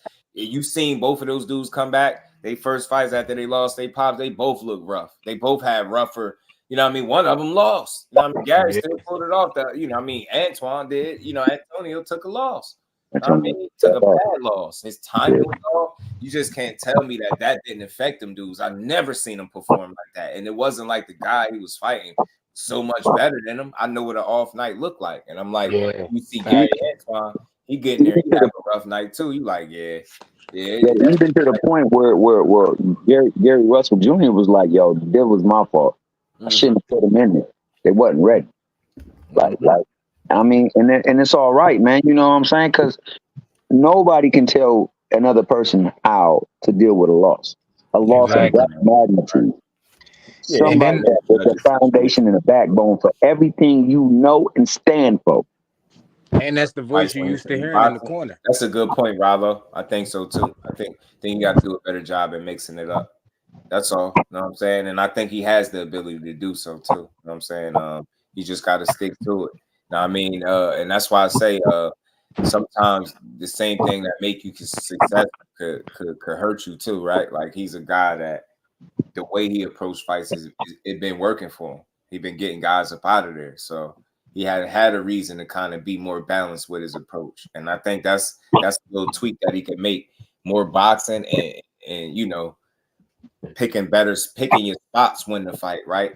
We know it's a fight, but I don't think some guys ain't going for that shit. You gotta box, you gotta be the box with them too, and then mix it up. Like you can't just go in there and try to overwhelm everybody, and you know that shit don't work. You know what I'm saying? And Pulio had enough experience, and he fought smart down the stretch of that fight. Very intelligent. He stayed poised under all the pressure Gary was bringing.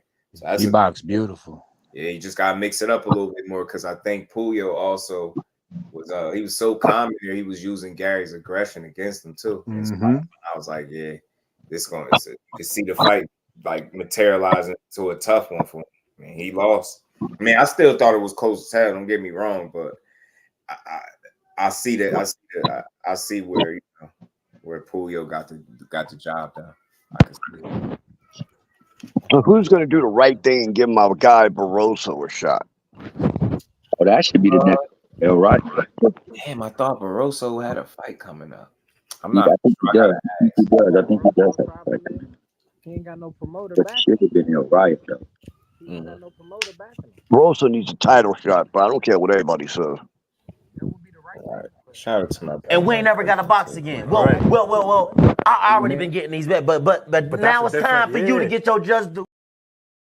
Y'all smash the like button if y'all haven't. Russell, Floss, Dick, get exposed. I don't really why I say it's just a matter of words, right? For me, I don't really say exposed because I feel like he was fighting a guy that was a belt holder, title holder, not champion. So I just felt like maybe his deficiencies was put on display, or and maybe exploited. I don't really want to say exposed because I don't feel like he was levels above Pulio to get exposed, right?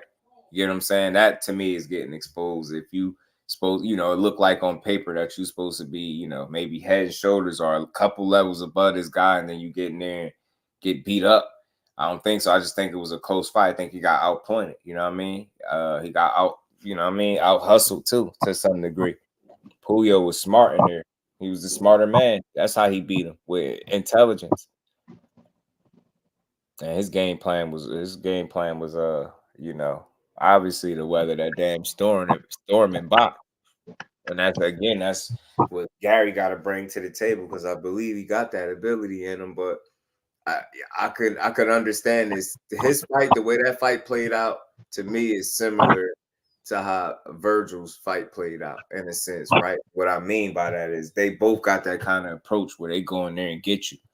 And it's been working all the way up into that one person that it just didn't work against, where Virgil, if you look at him, same thing. He could have mixed it up and did more boxing. And when he did, he was successful. You get what I'm saying? So it's another thing for him to work on something.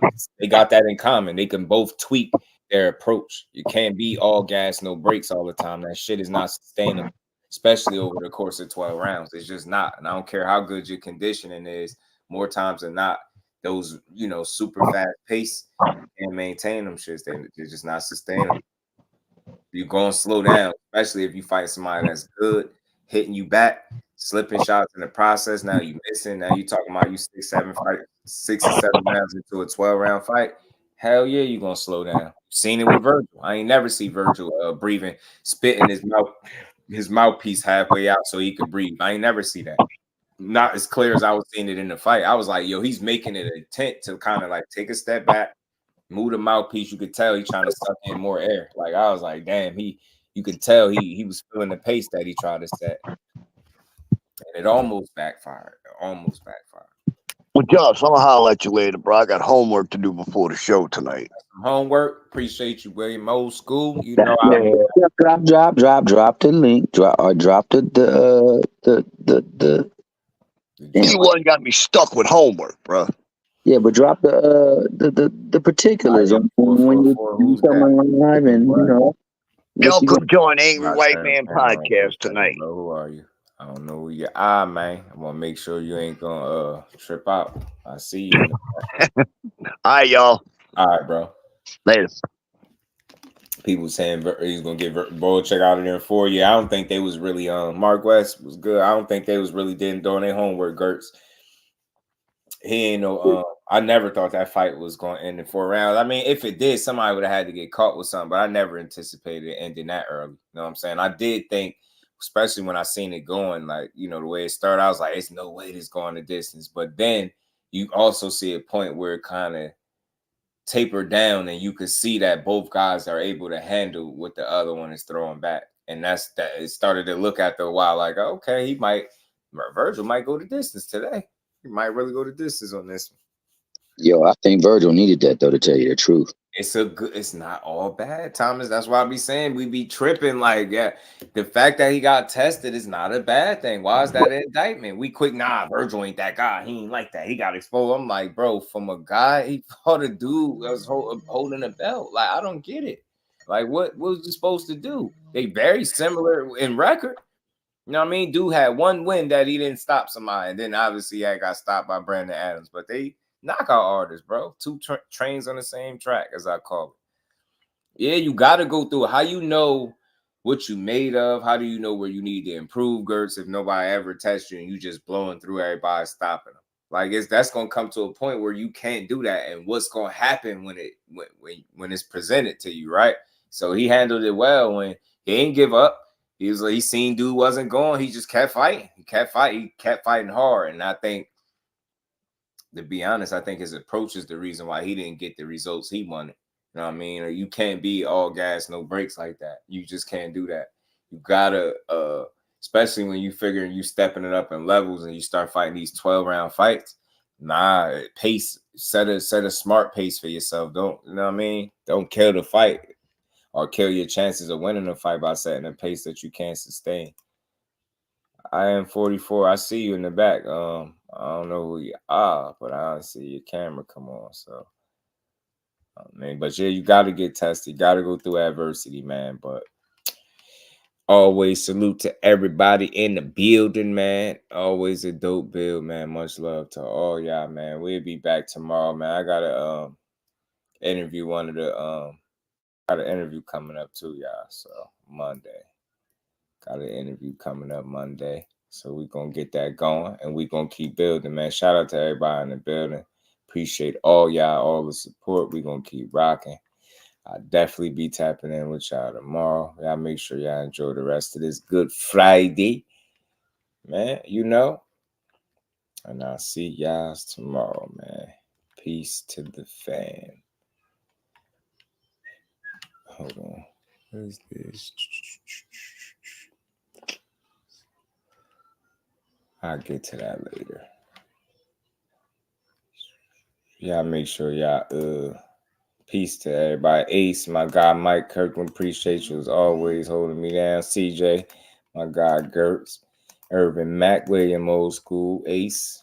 Peace to the fan, man. Y'all, I'll see y'all tomorrow.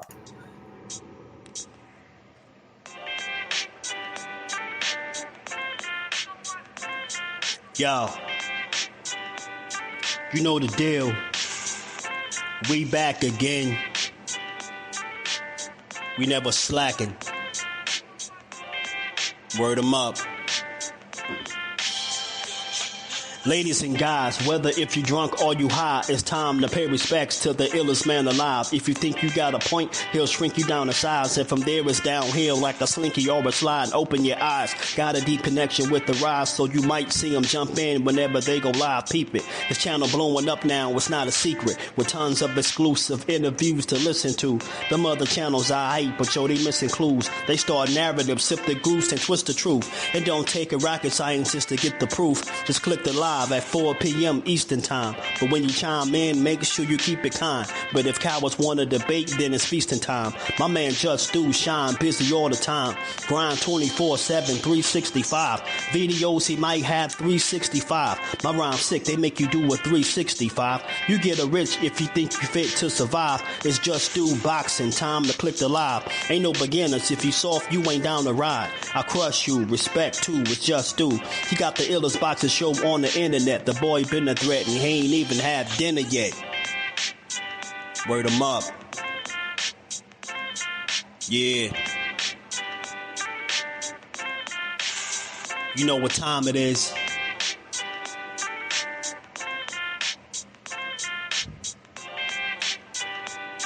.4 p.m. Eastern. Click the link.